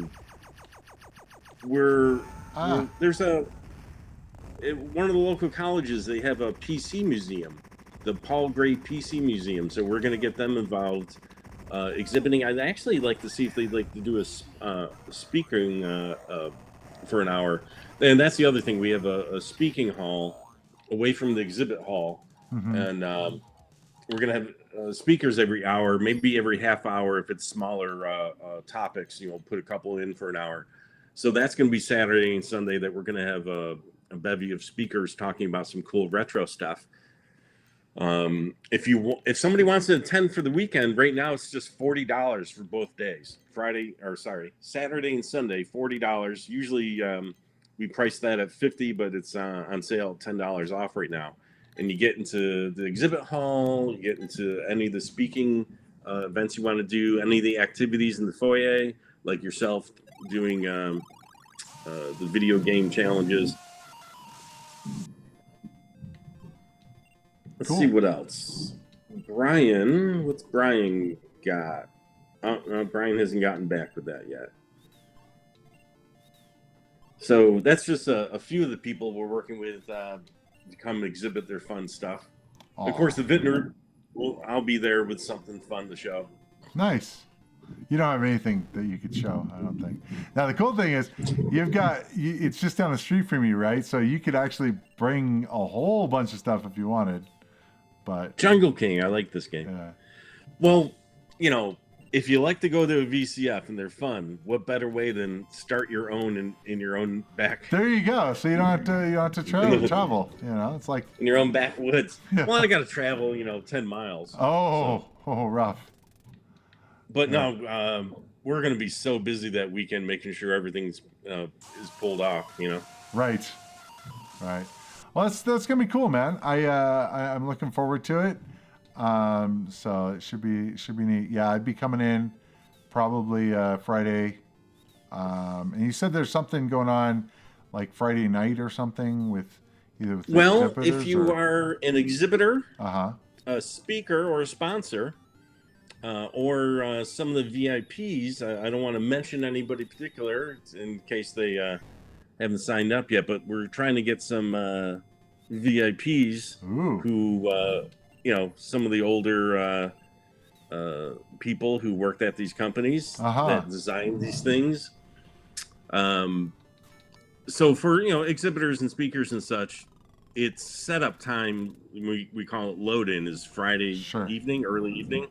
Right. So since we're all going to be there and the show hasn't started yet, we're going to have a welcome party. Cool. So if you want to be part of the welcome party, you need to exhibit. Or be a sponsor or be a VIP. Right. Okay. Or a speaker as well. All right. Cool. So not for the attending public. Because Sure. one of the problems, we've been to a couple of VCFs and we've looked at a lot of the others. One of the problems is the weekend just disappears. Boom, it's gone. Sure. And if you show up Saturday morning, set up your exhibit, and then you're in the thick of it, talking to people, meeting people, and you don't really get to see other people's exhibits and talk to the other exhibitors. Right.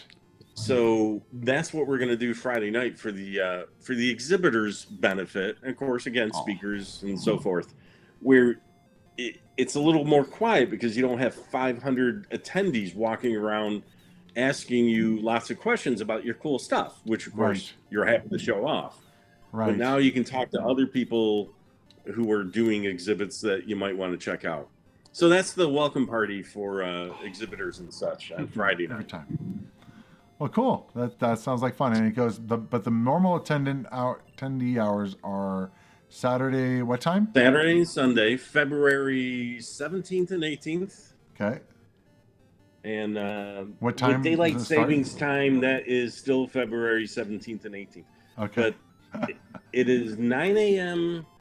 To 6 p.m. Okay. is the show hours.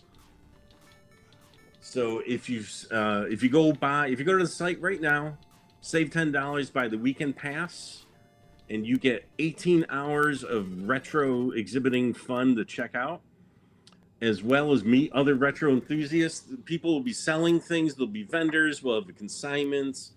You'll see some rare stuff. And I kind of mentioned earlier, for Saturday night, we're looking for a sponsor who wants to sponsor a party. That'd So be awesome.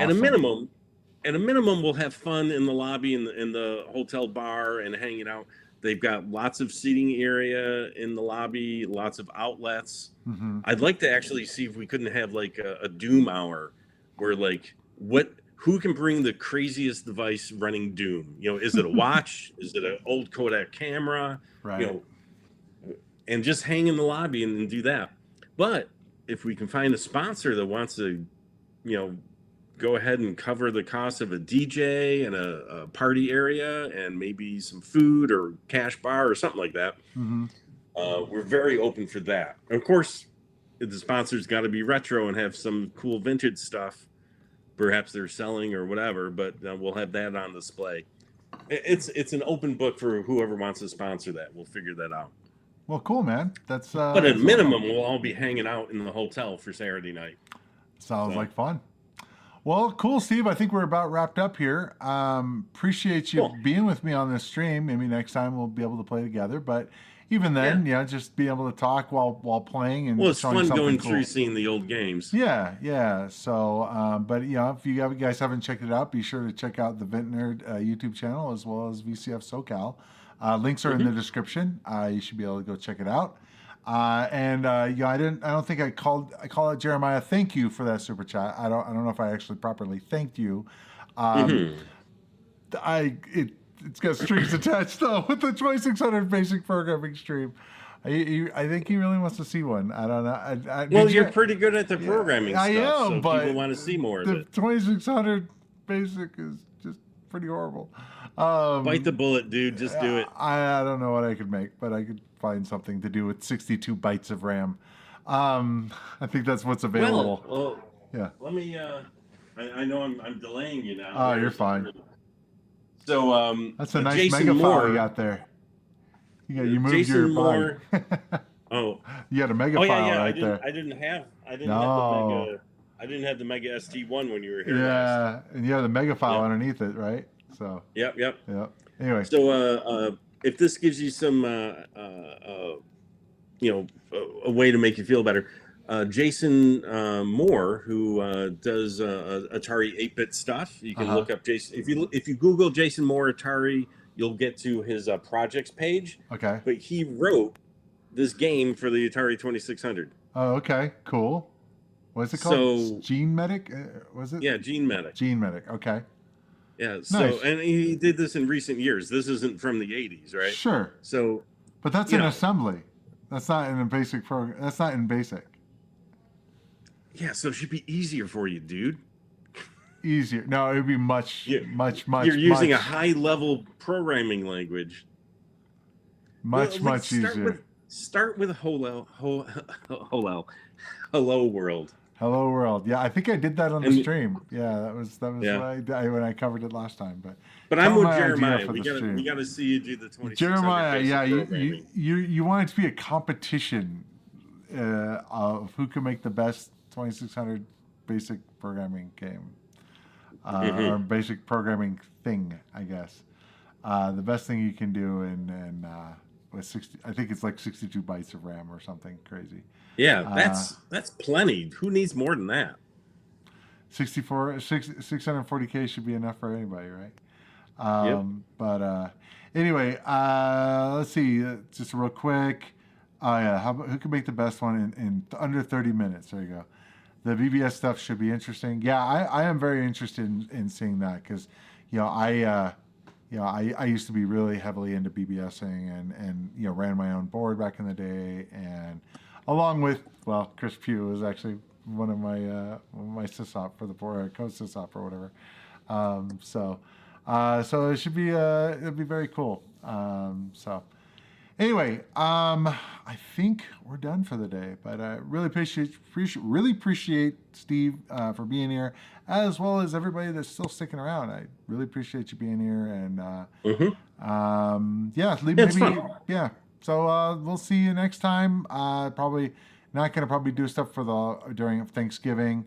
I'll definitely check that out. Southern Amos. If I don't see you guys, I'm probably not going to be doing a stream next Friday. It's Black Friday. Wyatt has to work, so we'll be. You got to go shopping. Yeah, I got to rush the stores Friday morning. Yeah, that's not going to happen. So. Thanks for having me on, Ed. Yeah, appreciate you being here, man. We'll talk soon. Yeah, we'll have you on another time. We're gonna probably rotate through people, and next time we'll get the thing going, so we'll be able to play. Yeah. All right, man. All right, have a good one, guys.